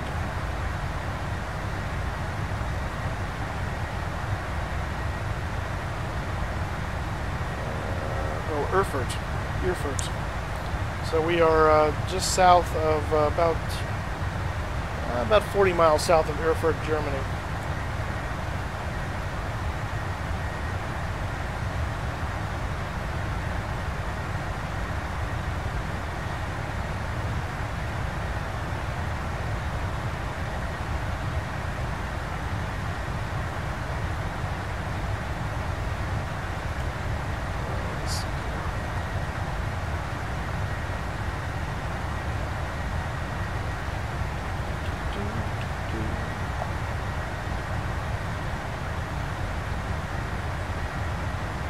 Yeah, so we're actually toward the, we're actually pretty close to the Czech Republic border.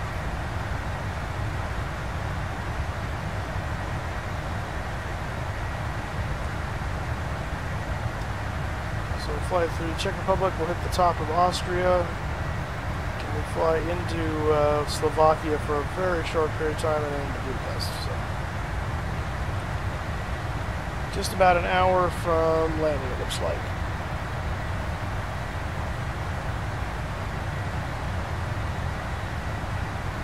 Yeah, just about an hour.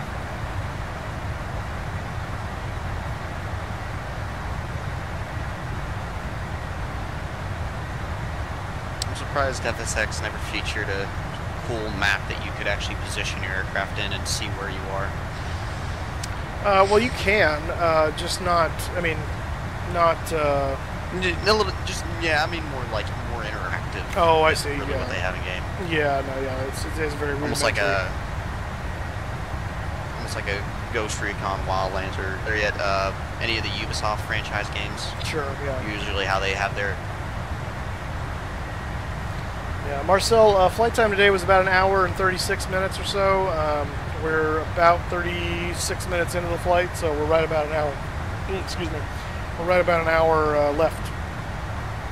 We're just about to exit German airspace here in a few minutes and enter Czech airspace. And then we will continue on toward Austria. No, this is FSX Steam Edition, not X-Plane. Gemini Jets, how's it going, man? Good to see you again.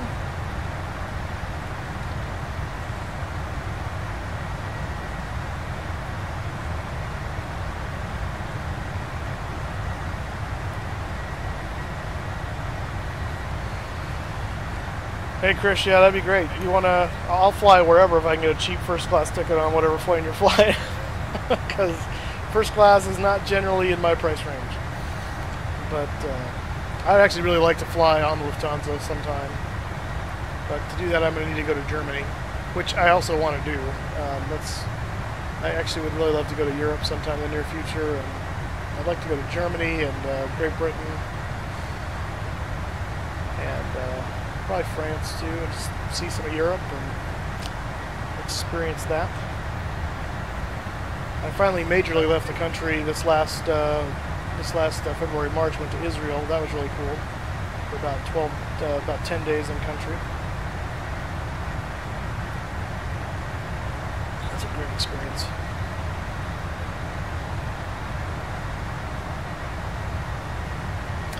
Yeah, we're not stepping up today because we're already pretty light. So we're just gonna stay at 350.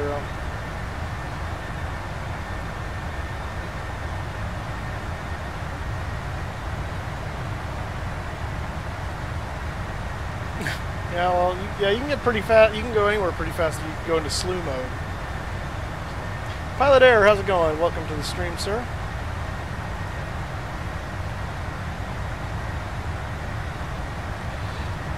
Well, we're going to be staying in Europe for a while there, Marcel. So we're going to be, and we generally do our hops from the airport we last landed at. So we last landed in Amsterdam, so that's where we took off from Amsterdam. We're going to be flying into Budapest, so the next time we fly, we'll fly from Budapest to somewhere else in Europe. And we're hanging out in Europe for a while, doing some hops in various places. Some of that depends on the flight time I have available to me for what I you know, if I'm doing an evening stream, I may not have very long. If I'm doing a morning stream, I may have all day, or I may have other stuff going on. So a lot of that factors into it too. But because I do have other things I have to do, I haven't you know, real job. This is just for funsies. So.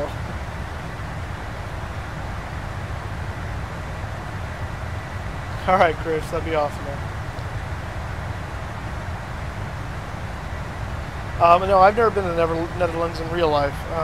Like I said, the only place out of the country, United States, I've been to, aside from Mexico, which I really don't count very much because I've only been just over the border in Tecate and Tijuana for missions trips, but they weren't, you know, it was hardly, you know, in country in that sense. But I've been to Mexico and I've been to Israel now, so those are the only out of U.S. I've been in real life.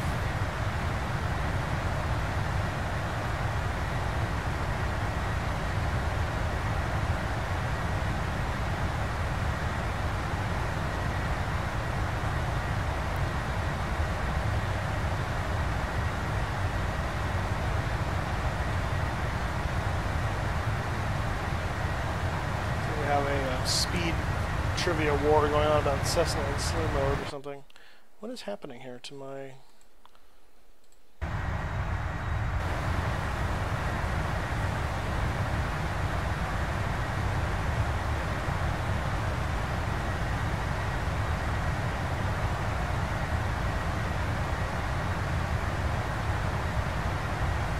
Yeah, no, I understand you guys in Europe, you're usually getting this at night because you're 7+ hours, you know, time difference from where I am. So that's the unfortunate part. The fact that I'm in Pacific time zone, I'm quite a ways away. So I understand it can be tough for you guys if you want to follow.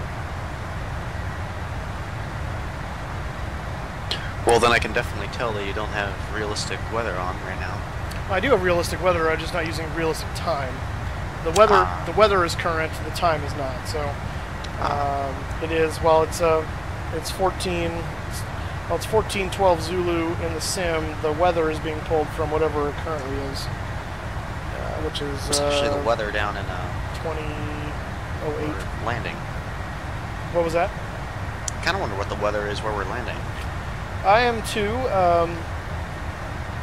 Usually, which is kind of annoying. I don't know why it's not working right now. Normally, Active Sky lets me check the weather this way. I can do it in the actual program. Oh, here we go again. Get the stupid F11. Back it off, guys. Back it up. There it goes again. Dude. He's going down. No, it's just the weather decided to die again. What the heck? I wonder if it's because I turned on the weather engine. Oh, no, that's why. Sim connection waiting for simulator. Why did it not start up with the sim? That would be why. That explains some things. Okay.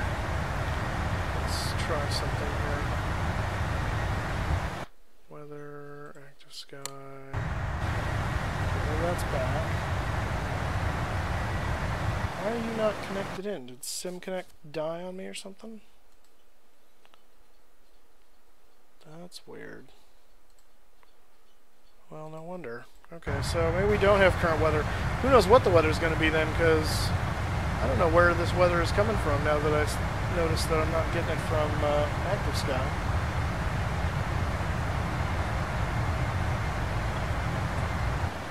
Dang it. Should have checked that earlier. Yeah, I think that I'm going to blame the trying to get the multiplayer to work, because I started Active Sky and then was messing with multiplayer and it was doing dumb things with regard to the aircraft and had to restart the sim a number of times, and I think in that restarting process it never reconnected to Active Sky without restarting Active Sky. So wonderful. So I don't know what the weather is going to be like when we get to Budapest. We're just going to have to rely on the ATIS. I can probably look it up for you right now if you want to. Well, I don't know if I'm getting real weather. That's the problem. I mean, I can look up what it's supposed to be, but I don't know where it's getting this weather from.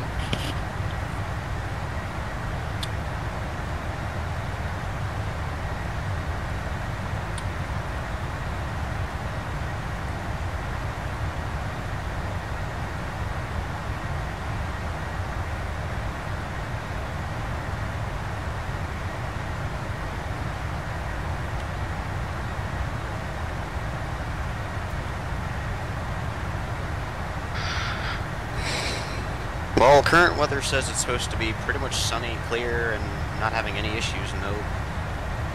Yeah, and so this is showing me. I wonder if it's just taking the weather from that we had in EHAM and it's just putting it everywhere. That could be. Yeah. Which means FSX isn't really the best thing in terms of current weather stuff. Well, They no, try to do it. well, yeah, no, not if you're not using a third party. My third party's not working, so. Yeah. Yeah, I'm guessing. I wonder if the winds are going to end up being the 239 at 7 then, like they were at Amsterdam. Which I don't really care. It's only 7 knots. I'll land. I'll be close enough. Only 1-3. What's the other ways? It'd be better to go the other direction, but I don't care. We'll make it work. It'll be interesting.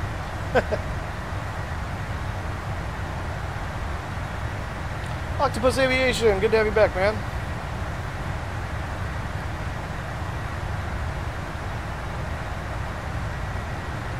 Octopus, right now we're flying the 747-400 freighter for Polar Air Cargo / DHL.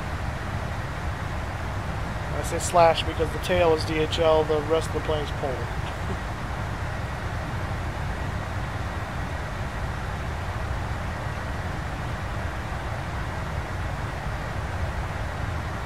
Sydney to Venus. Oh, goodness.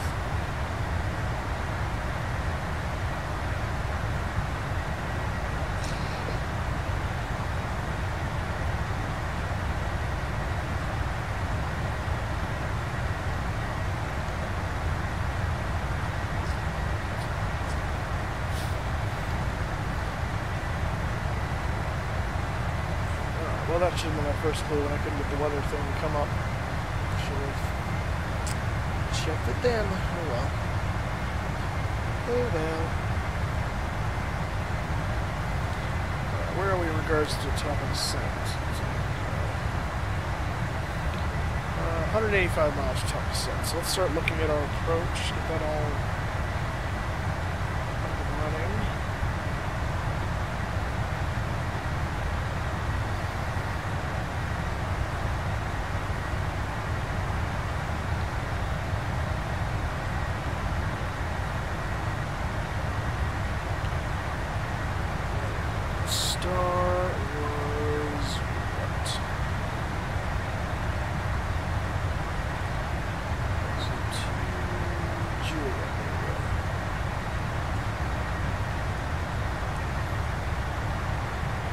Alright, so at Anexa we need to be below 130, so that's going to be well into the descent by the time we actually get on the star.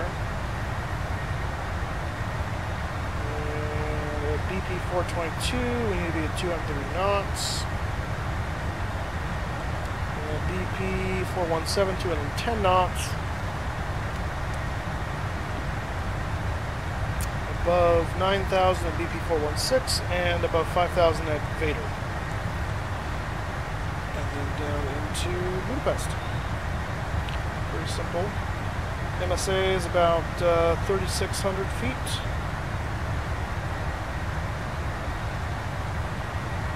I have no idea what the weather's going to be like. I know what the weather should be, but I don't know what the weather will be.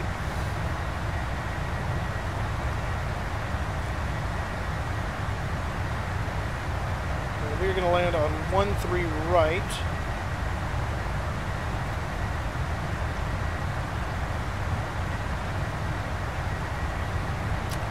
And by the time we get on the runway there, I don't think we're going to make it to Bravo 1. That's a pretty short landing roll for a 747. So we're probably going to have to take it all the way down to Alpha 1, which is the end of the runway. And then we'll take Alpha 1 all the way back down to the... basically down to Charlie, and that'll take us to the cargo apron. Pretty simple deal.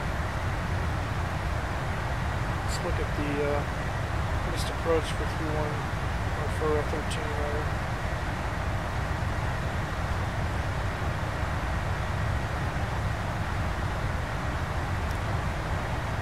Alright, so missed approach is basically straight up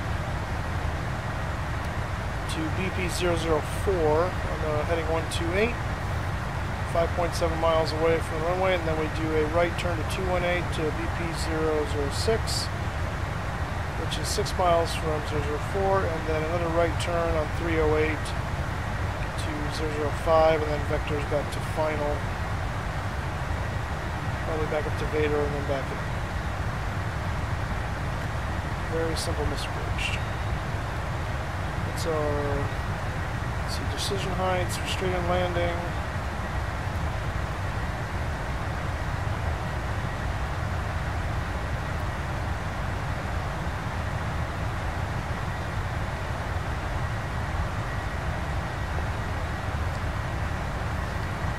It's like 648 barrel.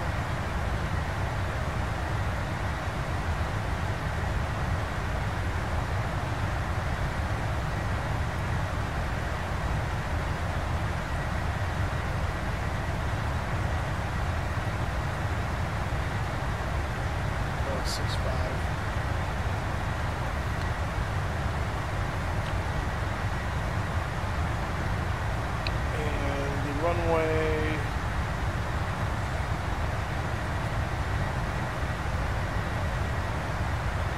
What?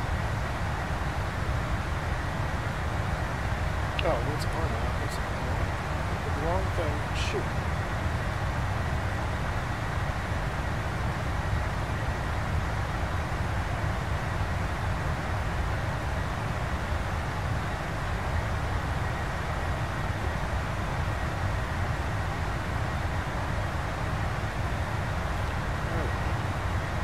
Okay, missed approach is actually not what I said. BP007. And then to 06. It's actually the same thing, it's just a little less rigid. That's fine. Is my decision height different there? Nope, decision height's the same. Localizer 110.5, approach course 128. That's all set on this reference. So worry about that. So we go.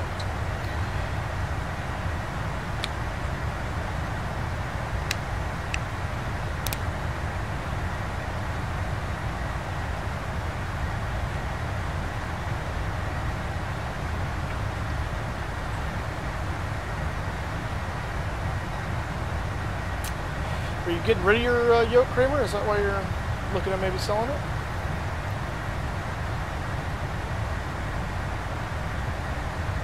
How do you call a tow plane FSX? There's a key command for it. I don't remember. You might just have to go into your buttons and check. I don't remember what. It's been a while since I did the glider, but there is a key command.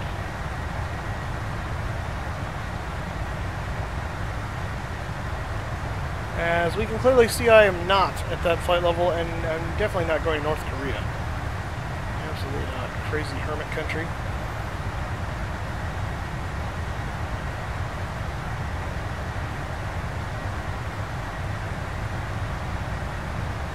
It has a really cool airport, though. With nobody there, probably. Don't be silly. There's one flight that flies from there to Russia. Exactly. One flight.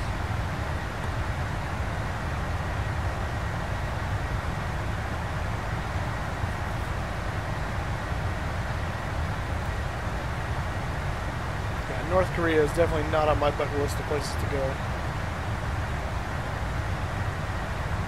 Definitely not.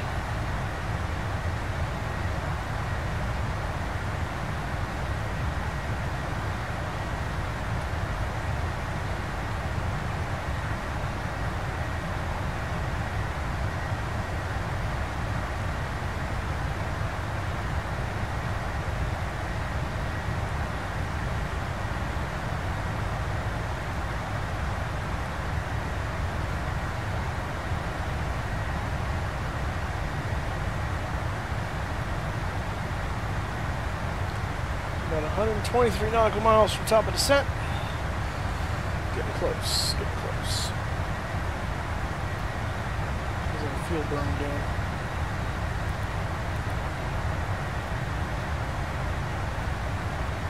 By the way, on the fuel here, I believe it gives you the fuel imbalance when the main tanks are at a, I think it's a 2,000 pound difference between the, or below 2,000 pound difference than the outside main tanks. So right now we're clearly a little bit different, but it's not enough to give the imbalance warning.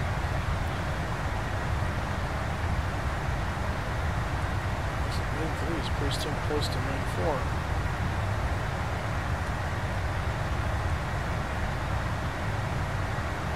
$44,300 pounds and 30.2 is our reserve amount, so we're still doing okay. The throttling back when I start to go down.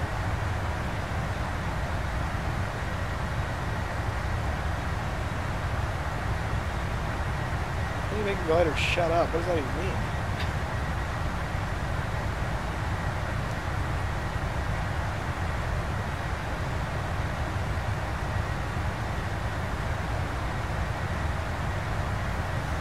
Watch, with my luck, it's going to wait till I'm on final, and it's going to do that weather clear shift thing and blow me off the end of the runway or something. Something stupid like that.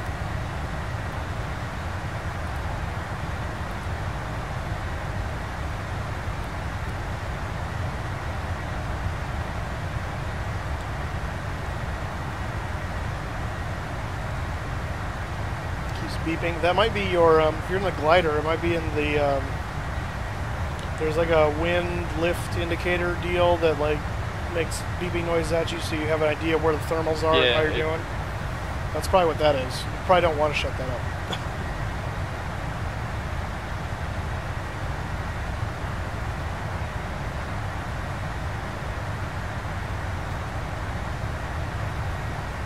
Well, I guess it kind of depends. I mean, if you're getting that issue, then you're pretty much...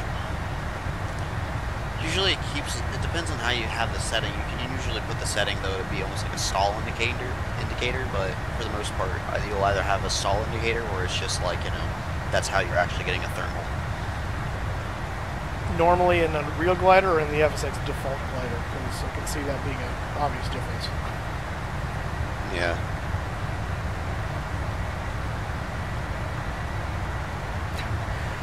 Yeah, Armored Gaming, I'm not going to be dumping fuel because you don't need to save weight on the, once you're already in the air and in flying. You just need to make sure you have enough fuel to get to where you're going. It's not going to get us there any faster.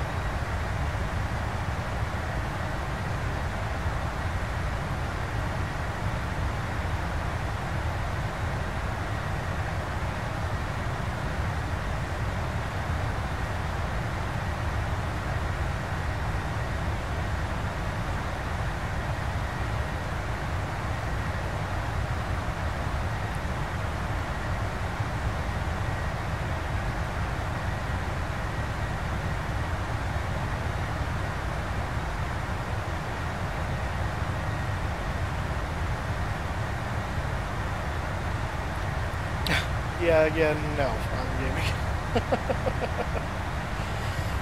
Everyone's all obsessed with this 90-degree dive thing.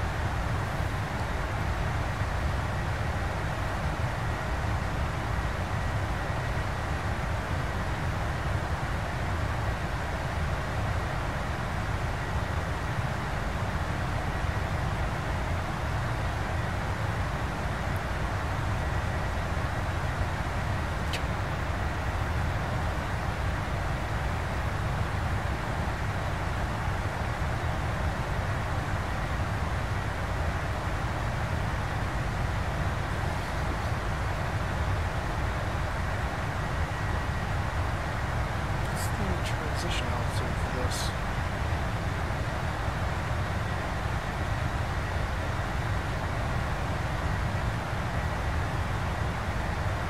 Transition ability. Okay, so it's whenever they decide to give it to me. That's helpful.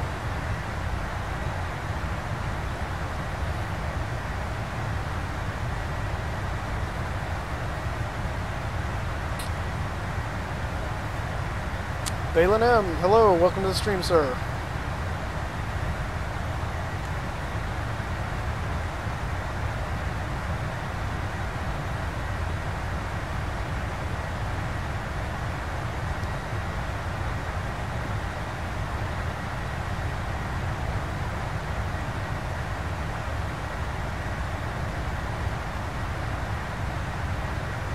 RMG, welcome to the stream.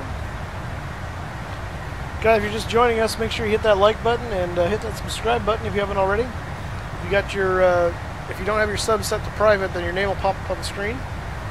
You get kind of a digital as well as a verbal shout out from me. Not too long left. We're 76 miles from top of descent. It's about 9 minutes or so from now, and from there it's about another. What are we looking at? Another 30 minutes to landing after that. So about 40 minutes total.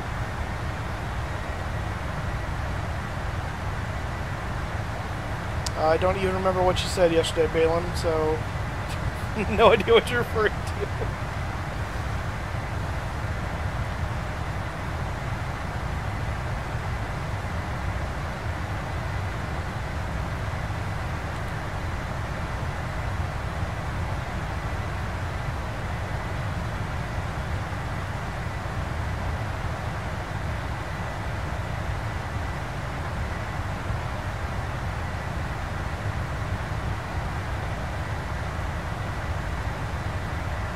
And we're at 16. We're about 40 minutes or so from touchdown.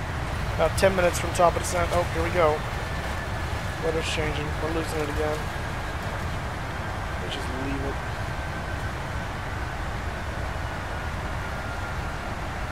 I think that's what's happening.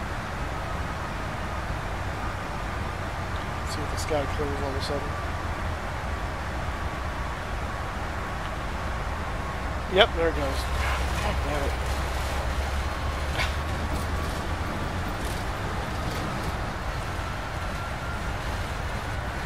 Okay, so we're going to do this because I can't trust it if I do anything else. So we're going to do fair weather because that's basically what it's supposed to be in Budapest anyway. Yeah, figure yourself out, you know. For those of you that are just joining us or haven't seen this yet, we loaded up the weather in Amsterdam, and I thought Active Sky Next was connected and working.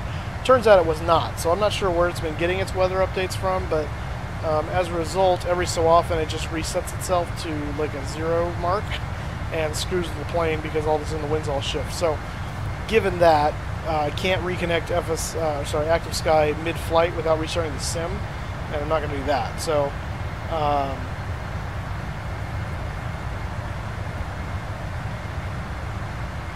oh, I see. So given all that, I'm just basically setting the weather to fair weather, which is a default setting in FSX, which is lame, I know. But the weather is supposed to be relatively clear and calm at Budapest anyway. So I don't trust FSX real world weather, so I'm just going to do this. And this way I'll have a good idea of what to expect on landing anyway. So. Nathan, how's it going? Nathan time.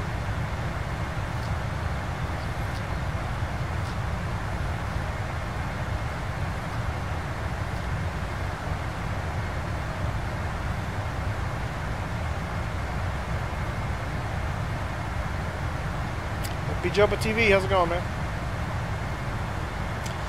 Yeah, you didn't really miss anything interesting in Nick, except for the weather realization that we had that's been going on. So, cockpit sharing with a cow. What does that even mean? No cow is going to fit in that seat. They're huge.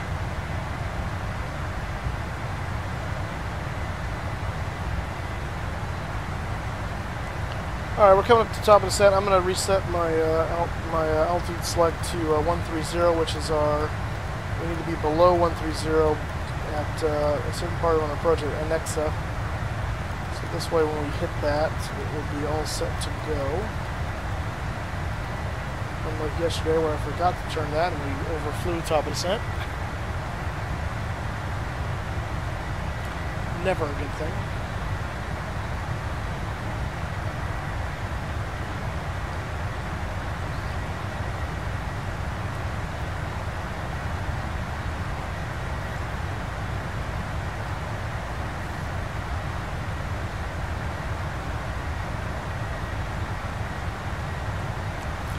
Probably not Balin. I don't usually fly military aircraft, jets and such. I'm more into the passenger civilian stuff, so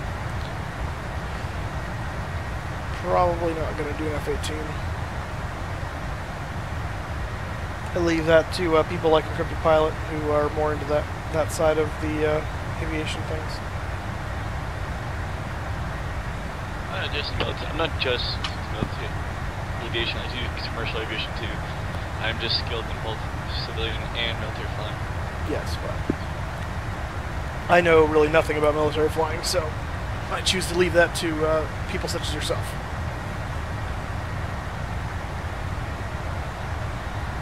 I could always teach you. Yeah, but I'm not really that interested in learning it, so.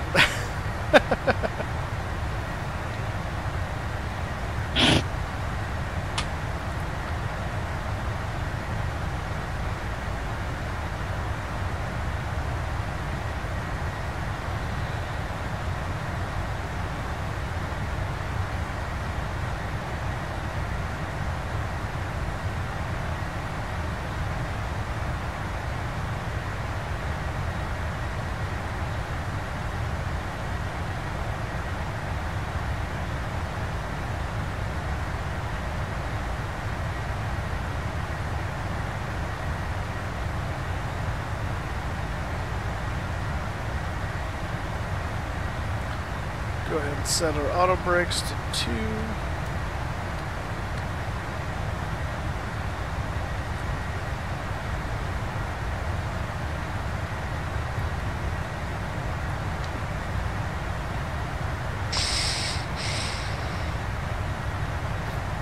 Darth Vader just joined us for a second there. How do you get PMDG? Well, you have to buy the aircraft. So go to their website, pmdg.com, and you can buy aircraft for FSX Steam Edition, for prepared, or they actually have one aircraft, the DC-6, for X-Plane. So.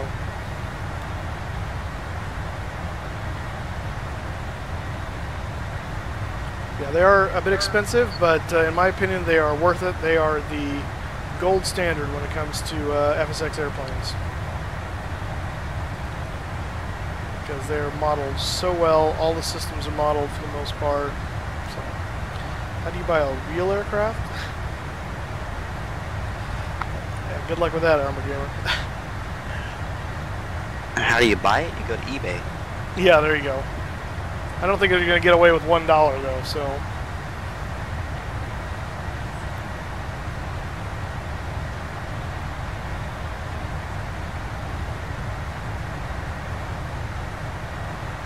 I don't know, Ronan, but I know you should be below the speed of sound to be sure, because it's not a supersonic aircraft.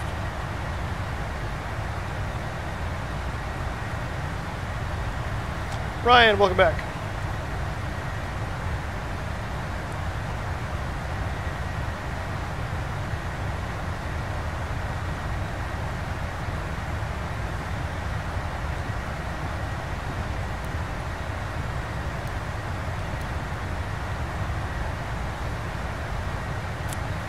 Coming up on top of descent.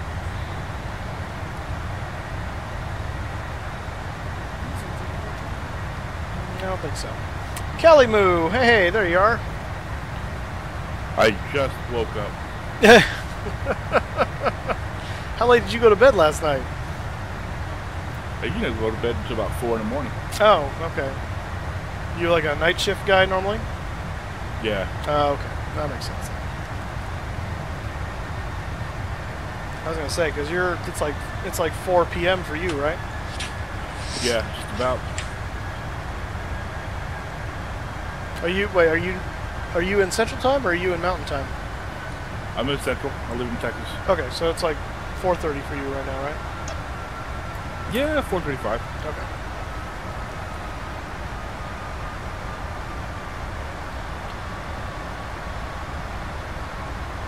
Well, how was the rest of your day yesterday? I played Minecraft the entire night. Oh, nice.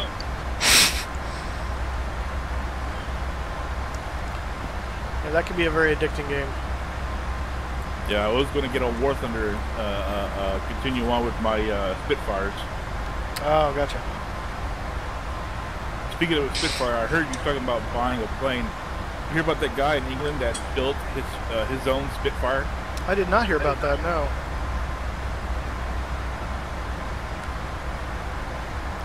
It's got to be pretty awesome to be able to build your own Spitfire. Man.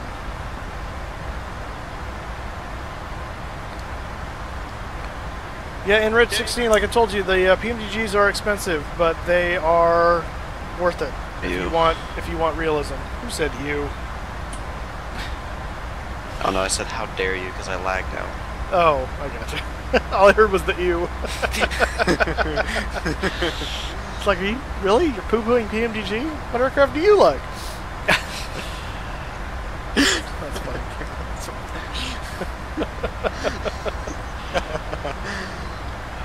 Rob Vlogs, this is the 400 version. PMDG is supposed to be releasing the 800 sometime in the near future as a kind of an update to the 400. I don't know when that's happening though. Ronan, that's how we all feel. We all wish we had money. Yes. And you'll always wish you have more money no matter how much you have. So just get used to that feeling.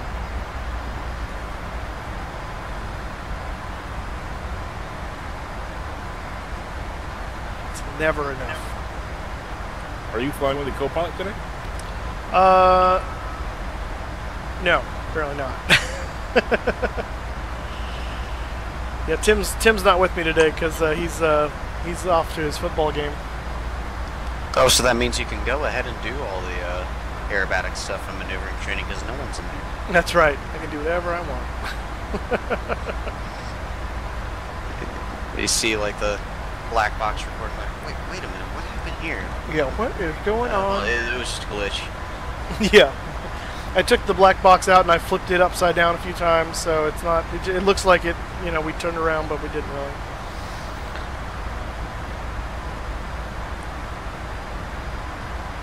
Turbulence. Yeah, exactly.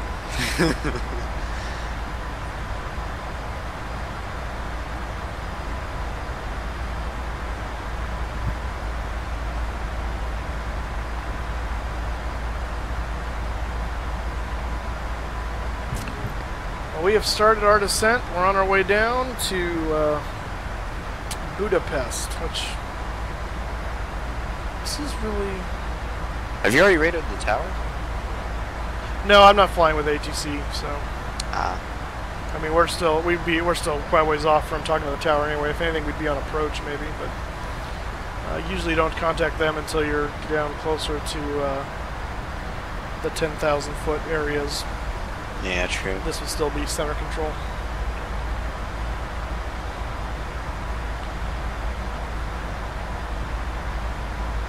Your cookie just broke in half? See, I always thought it was like once you start descending, you kind of need to go and radio in saying we're coming to our descent, so. No, well, normally, because the air traffic control has your flight plan, and so they know for the most part where you're going to be. They'll actually usually clear you to start descending. So you don't usually just start on your own. It's usually a clearance from them. And so so they're well aware of what you're doing, and they'll hand you off to the appropriate controller at the appropriate time. But usually that's all dictated by the airspace altitude. So it depends on where you are and what part of the country or what country, but you know, let's say approach, for instance, may have jurisdiction for everything within the Class B airspace, you know, up to, let's say, 12,000 feet maybe, and so many miles out. And so if you're in that space, then you get handed off to approach. If you're above that, then you just overfly approach, and you don't even talk to them. All right.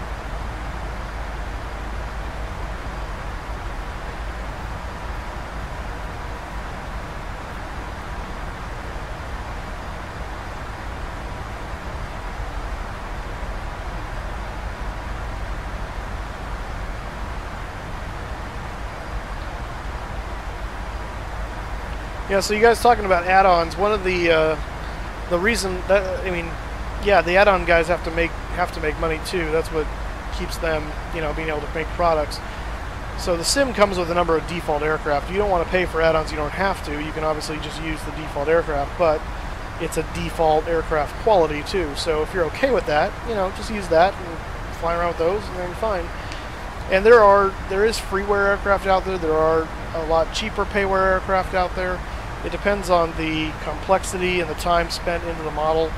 PMDG's aircraft are so expensive because they spend such an amount of time with the aircraft and making sure it's tuned right and making sure the systems work. It's licensed by Boeing through Boeing, so it's all, you know, it's very well done. You get all the manuals with it and how everything works, and it's what's known as a study level sim.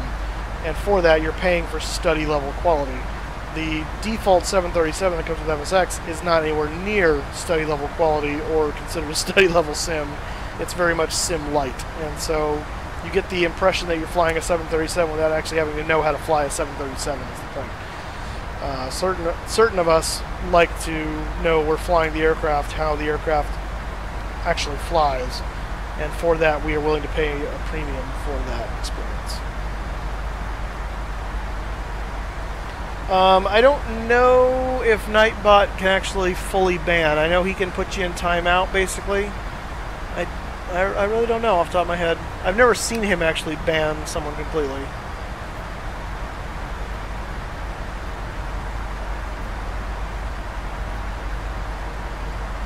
Kind of begs the question that does somebody want to test that out? Yeah, right? Want to poke the NightBot? Yeah, I had my mic muted as soon as you ended, and I was like, well, we can test it out. Yeah, right. Same exact idea. FSX has lots of scenery add-ons. I don't think there's anything quite similar to Ortho for XP, which is basically kind of global. I mean, there is scenery packs and stuff available, but it's a lot of it's more payware. I think Ortho XP is freeware. I think. I could be wrong about that, but I think that's how it works.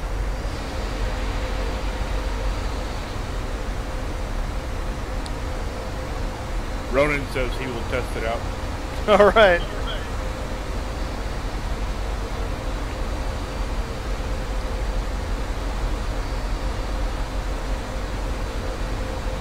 Oh, you're flying cargo again.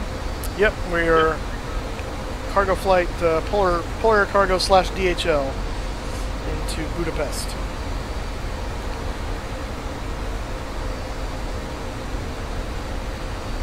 I was telling you guys earlier, I tried to do this as a multiplayer flight, but it kept breaking the aircraft, so I had to say, screw that. Alright, the testing has been done. Oh, Ronan just hit the stop spamming symbols warning. Yep.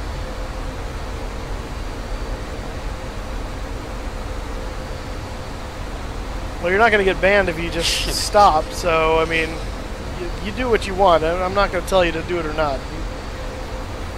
You provoke the NightBot at your peril, so.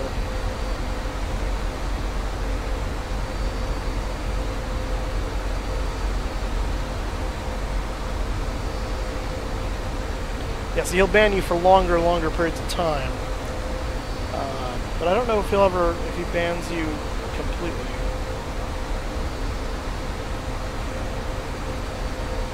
Well, if we don't see him typing for a while, we know what the reason. That's right.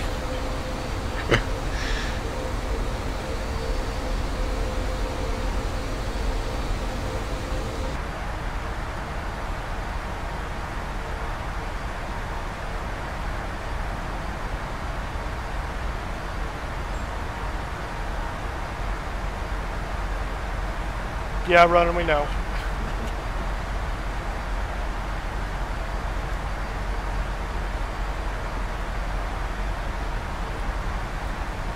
Alright, check out this approach, guys. Seeing this? Yes, cotton candy everywhere. Yeah, pretty much. This is truly threading the needle, I think, at this point.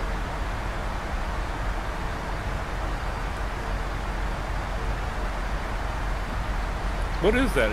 Is that your approach? You have to really... Absolutely, that's the approach pattern. It's on the plate like that too. It's a goofy thing. I don't know what's up with Budapest, but that's how they do it. I was talking about the clouds. I thought you were just...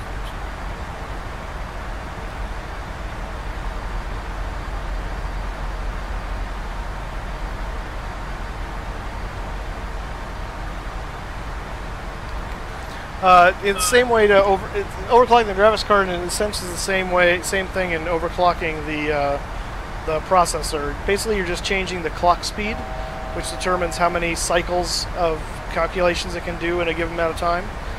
And you're doing that. The GPU, the graphics card has a central processor on it as well that runs the graphics card, and so that's clockable.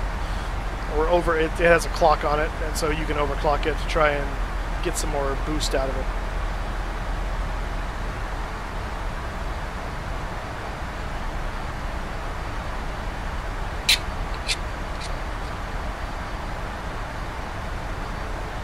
I think you will have noticed, Armored Gaming, I don't really take your statement seriously.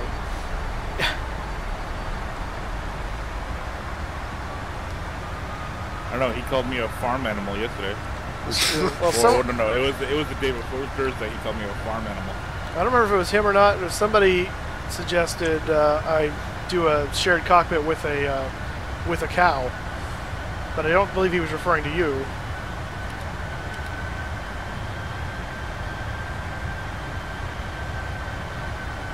Down. I don't know. Maybe if I had the game first, you know. Yeah. And knew what I was doing.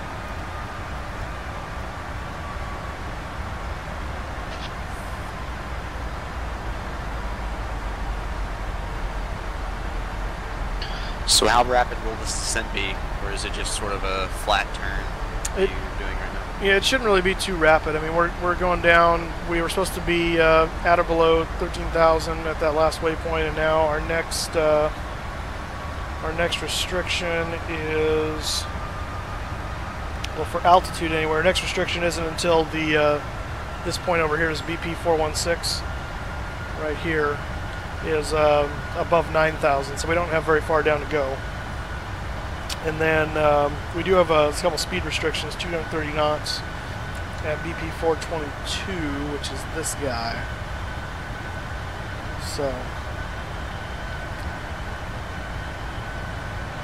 yeah, we shouldn't have too much rapid descent stuff going on. It should be pretty calm. You get out of timeout when the timeout releases. It said 600 seconds, so that's a few minutes. Armored wants to know what the maze is. That's the approach. Yeah, that's the... oh, is it similar to Dubai? It has a similar approach? Yeah, this is the approach. This is the missed approach coming in here. So it's this little S thing, and then if we miss, we go around and enter that there.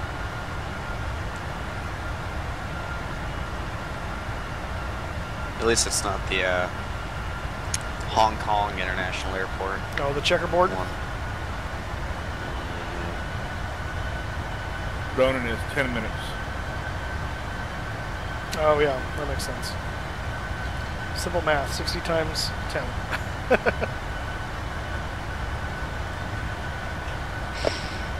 It's okay, you're a pilot, you're not expected to know math. Yeah.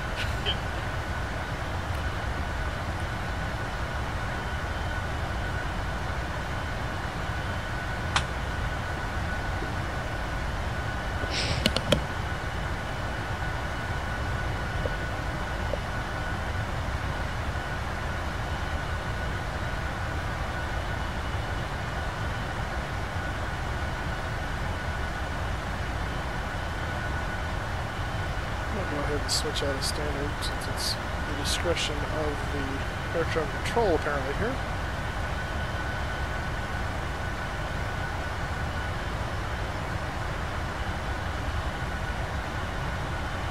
So is this an actual flight that has a route from Amsterdam to Budapest, or is it just something that you kind of made up in your own scenario? Yeah, just something I made up in my own scenario.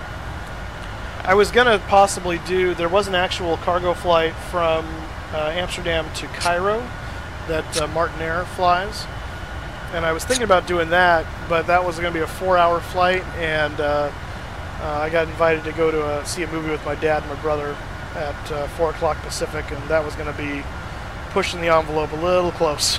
So I thought, I can't do that. So I just started looking for something a little closer to still be far enough away to give us a good leg, but without encroaching too much on that time frame. So. What are you going to go see? It's that Ryan Reynolds bodyguard something or other. I can't remember the name of it. It's like, I think Samuel L. Jackson's in it too. No, maybe not. Hang on. What is that movie called? Yeah, it's like The Bodyguard or something. It's supposed to be pretty funny, so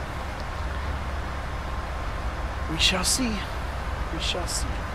Brian Gran, how's it going? Just got back from ACT, so that sounds like fun. Yeah, so the cargo area is on the other end of the runway from where we're going to end up when we land. So it's near the touchdown zone. So we'll have a little bit of a back taxi on the taxiway, not on the runway, but.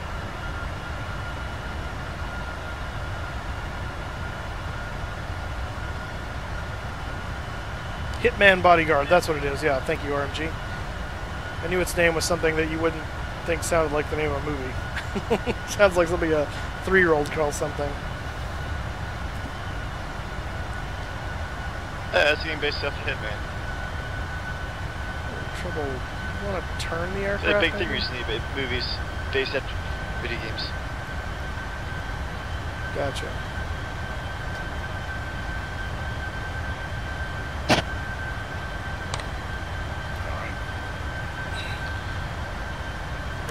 Why are you extending so much and you're not like rapidly turning? I don't know, but I can't get it to do it, so I'm taking over. Because at this rate, we're going to end up on our final approach in the wrong direction. Got 30 degrees of bank? Use it!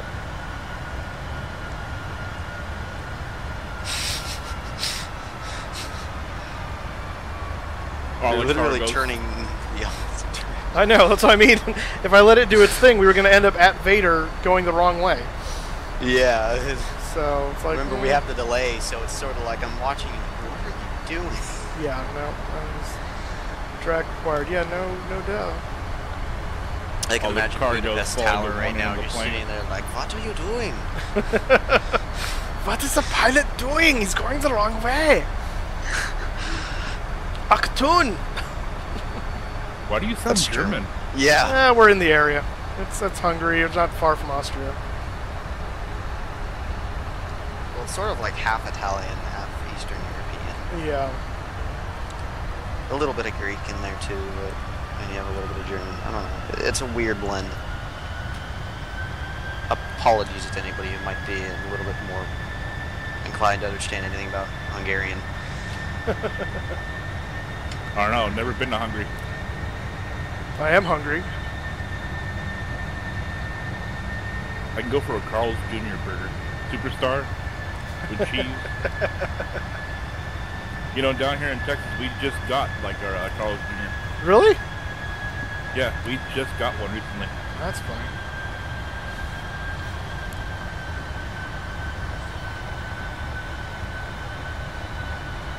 We don't have an In-N-Out yet.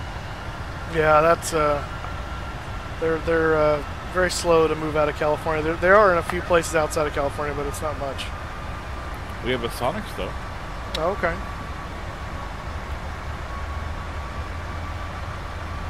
And a Whataburger if you feel like spending $20 for a hamburger. Yeah, I don't think we don't have a Whataburger, at least not in the Central Valley.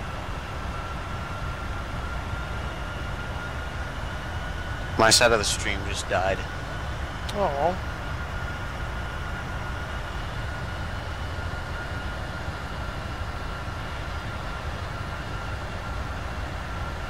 Reload this.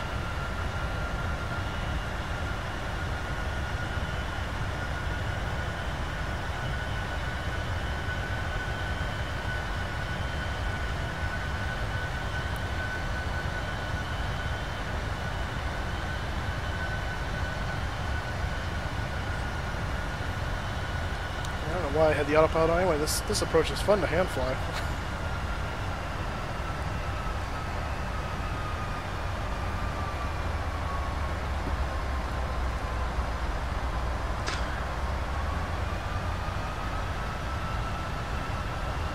I mean, it's not a complicated, route to take. I mean, it's not No, an issue. It's just, kind of odd the way it's set up. it is just a simple zigzag, really. And even still, it's just one S. It's not like it's, 3 different times that you're going back and forth, back and forth, back and forth. That would be very monotonous, yes. Do that S pattern, and now do it 1,000,000 times. Oh, thanks. Oh, can I? Supposed to be at 210 there. Where's the, then back to 250? Oh, no, it's down. Okay. That's why.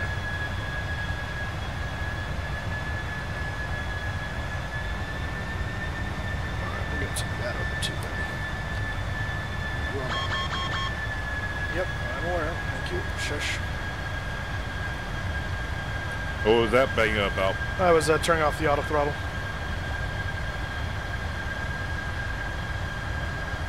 Just wresting control from my aircraft. I set flaps one.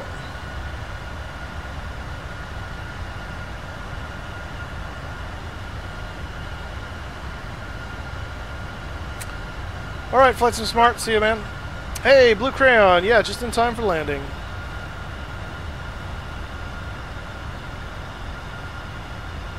I feel like it's literally the end of the world. Why?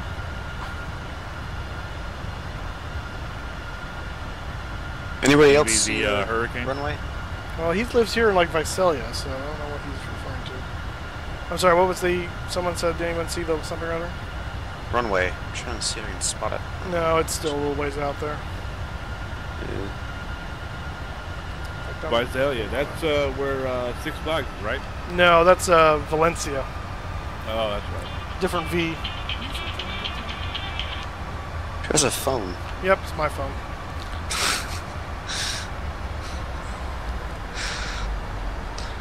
People always trying to call me, want stuff. No phones allowed in the cockpit. Texting and flying. Yeah, well, if it's my boss, I have to... This, in this case, it's not, thankfully.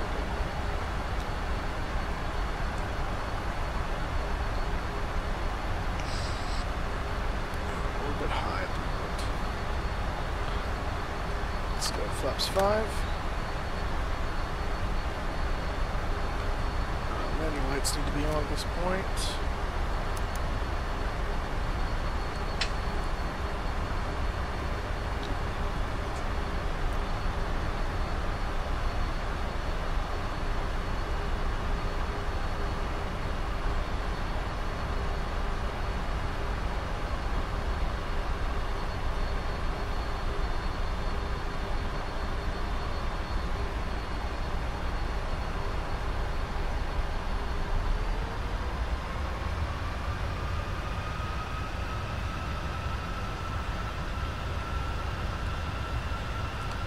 Runway at the moment is about just under 20 miles ahead of us, so it's a little ways up there still.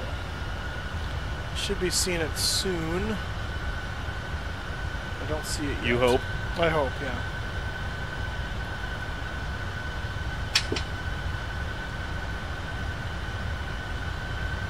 Speaking of, has the hurricane turned yet? I do not know. From last I saw on the weather's channel, it was kind of already heading up to the western part of Florida.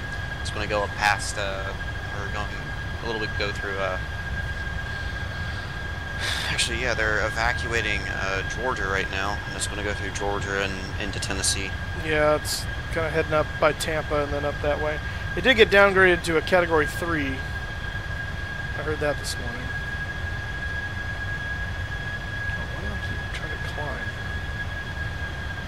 Yeah, well, it did pass through Cuba, that's why. Yeah. And I think it's just now getting out of Cuba. Oh, good grief. Okay,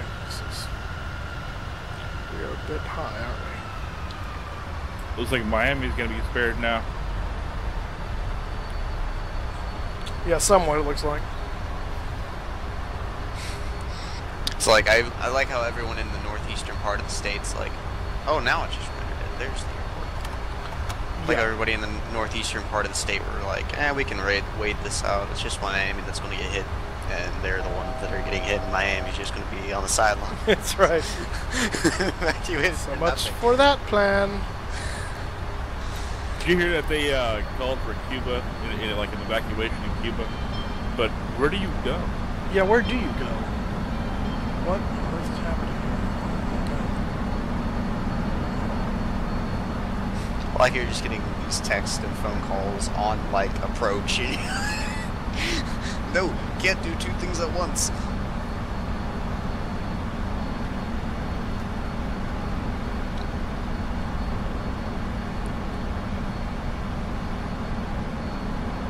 Next thing you know, you're flying treetop level, talking to a bill collector.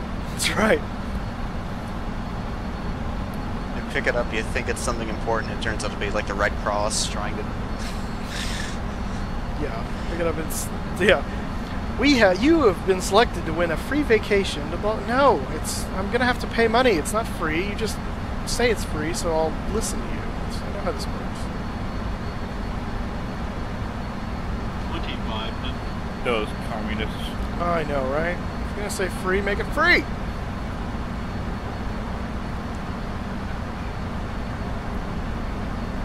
Next time you have like a junk phone call, then you need to go ahead and like put it through the stream, and we can all like have suggestions for what we should say into the phone.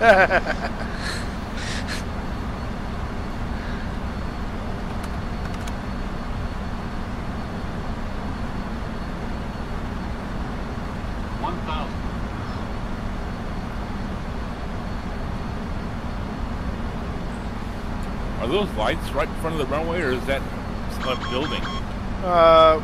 These are buildings. Those are lights next to the runway. I'm not sure. Okay, I was gonna say it was like water towers right in front of it. Too low, terrain. Like who puts a water tower right in front of the runway? Terrain. Too low, terrain.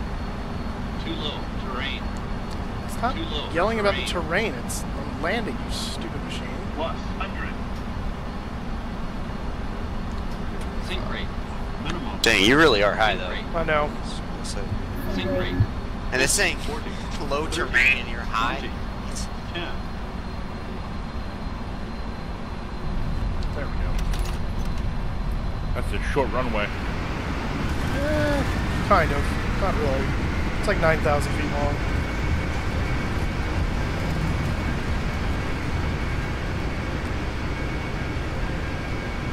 Well, I hear the reverse thrust from your end, so I'm assuming we're done. Yeah, we got it. You just now touchdown. Just now. At least on my end. Stop doing that. Stupid auto brakes. Yeah.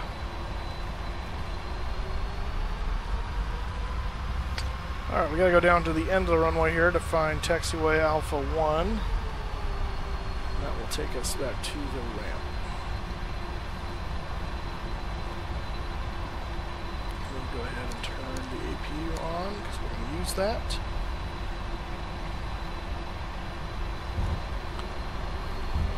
You know, the 747 has a really short landing distance for such a large aircraft, you know? Yeah, it really can stop very quickly if it needs to, which is cool. Speaking of which, let's take a look at the brake temps. A little high. Not too bad. 3s and 4s. Who makes brake pads for the aircraft? I don't know. That's a good question.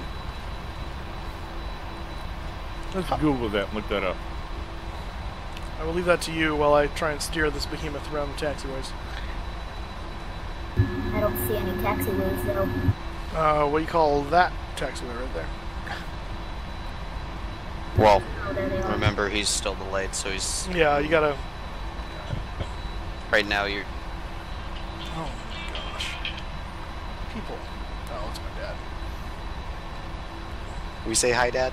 Well, I didn't answer Please. them. No. No fun. No. Hi, Dad.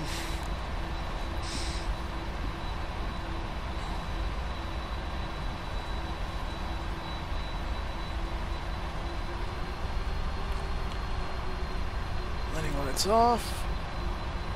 And turn off lights because down. Yeah, turn off the strobes, the wing lights. I feel like Budapest just like took way too much space for what they needed when they made this place. Right? There's a lot of unused things out here. Yeah. Like maybe they did it so they have room to expand later on if they get bigger. Maybe, I don't know. But yeah. I mean, and you look behind you, and I mean, there's this massive other part to the airport. It isn't just this part. It like connects, and you're like, yeah, the runway. How big is this thing? Yeah, the other runway is on the other side of the terminals over there, and it's quite massive. Let's see, we're supposed to be parking at 22. I don't know if it's going to let us do it because technically it's not a heavy area, but we'll see what happens. 0. Yeah, they all say too small, so we're just going to do it anyway. We're just going to do it anyway, and we won't have GSX there. That's fine. We were not Goodrich. I'm sorry. Oh, Goodrich? Background noise. For the brakes? What scenery for Budapest? Default. That's what this is. I don't have scenery for Budapest. All right, Flight Sim Smart, you're actually leaving this time? Yeah, at least it's not a landing. Gotcha. And hot airplane, why are you triggered? Everyone's triggered these days, I tell you.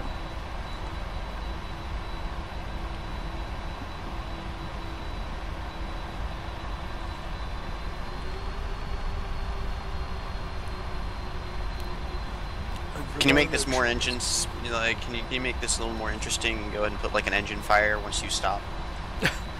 I don't know how to do that.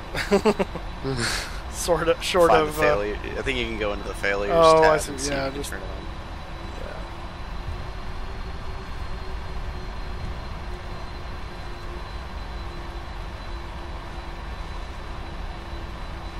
Click random like implosion if that's an actual option. I doubt it. Why do you still think drag is required? We're on the ground. There's no drag required. Really? You're going too fast. That's right. It's way faster than someone can walk.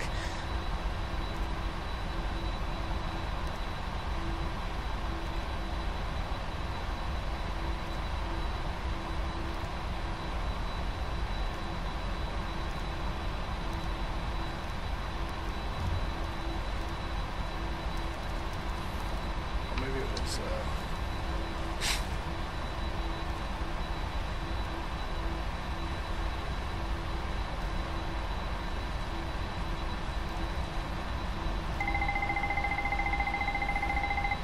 So we have engine fire number 3, I believe. Yep. What is it? Does it show anything? No. That's kind of lame. I think it at least show like smoke or something. Alright, so standard procedure. Fuel shut off on engine 3. And pull the fire handle. Oops. You're supposed to like turn it, aren't you? There we go.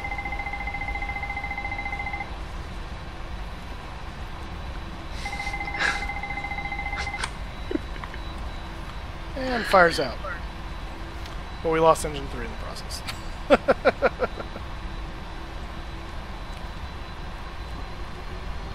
You know, that's some maintenance guy's job now. Yep. Somebody just lost their job. Need something for Juan's brother to do. He's got to go fix the engine. Jose. Jose's got to fix the engine. I don't know why everyone's all Mexican, but you know. Well, you know they say in the future that everyone turns Latin. Oh, that's true. Yeah, you can always trace all the roots go back basically. Yeah, no, hot airplane. We just one of the guys wanted to see engine failure, so we created an engine fire scenario for funsies. Yeah, no wonder this is not. Yeah, the cargo, the way default Budapest modeled their cargo area, it's all technically general aviation, large general aviation, so that's why GSX says we don't fit. What is a girlfriend? Her name is Juanita. Okay. Well, you're in Eastern Europe, you can just make it. Yeah, exactly. I'm sticking it in there anyway. That's where we're going. Because I said so. ICANN has parking spot.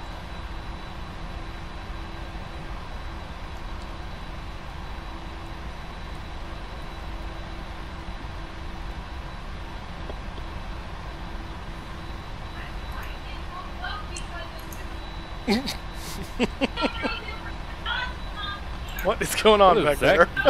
What is that? I think someone in World Fox Flyers is not happy.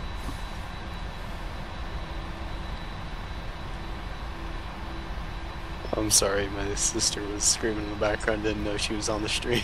You probably shut my door. Hold up. She was screaming at my mom. What was the issue about? Shoes, probably.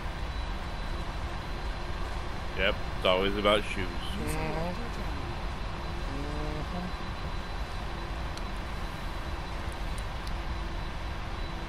Alright, we're parking at this next one right here.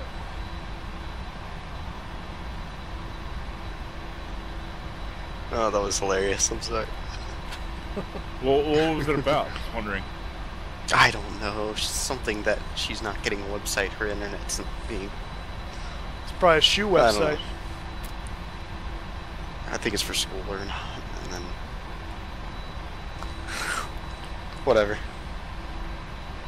I'm just glad it was her, not me, and that just makes me so glad that I can say I embarrassed her on stream.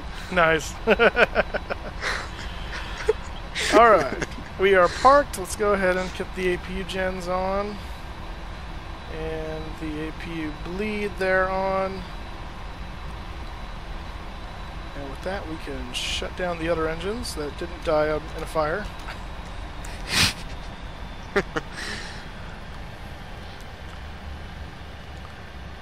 Kill the IRSs.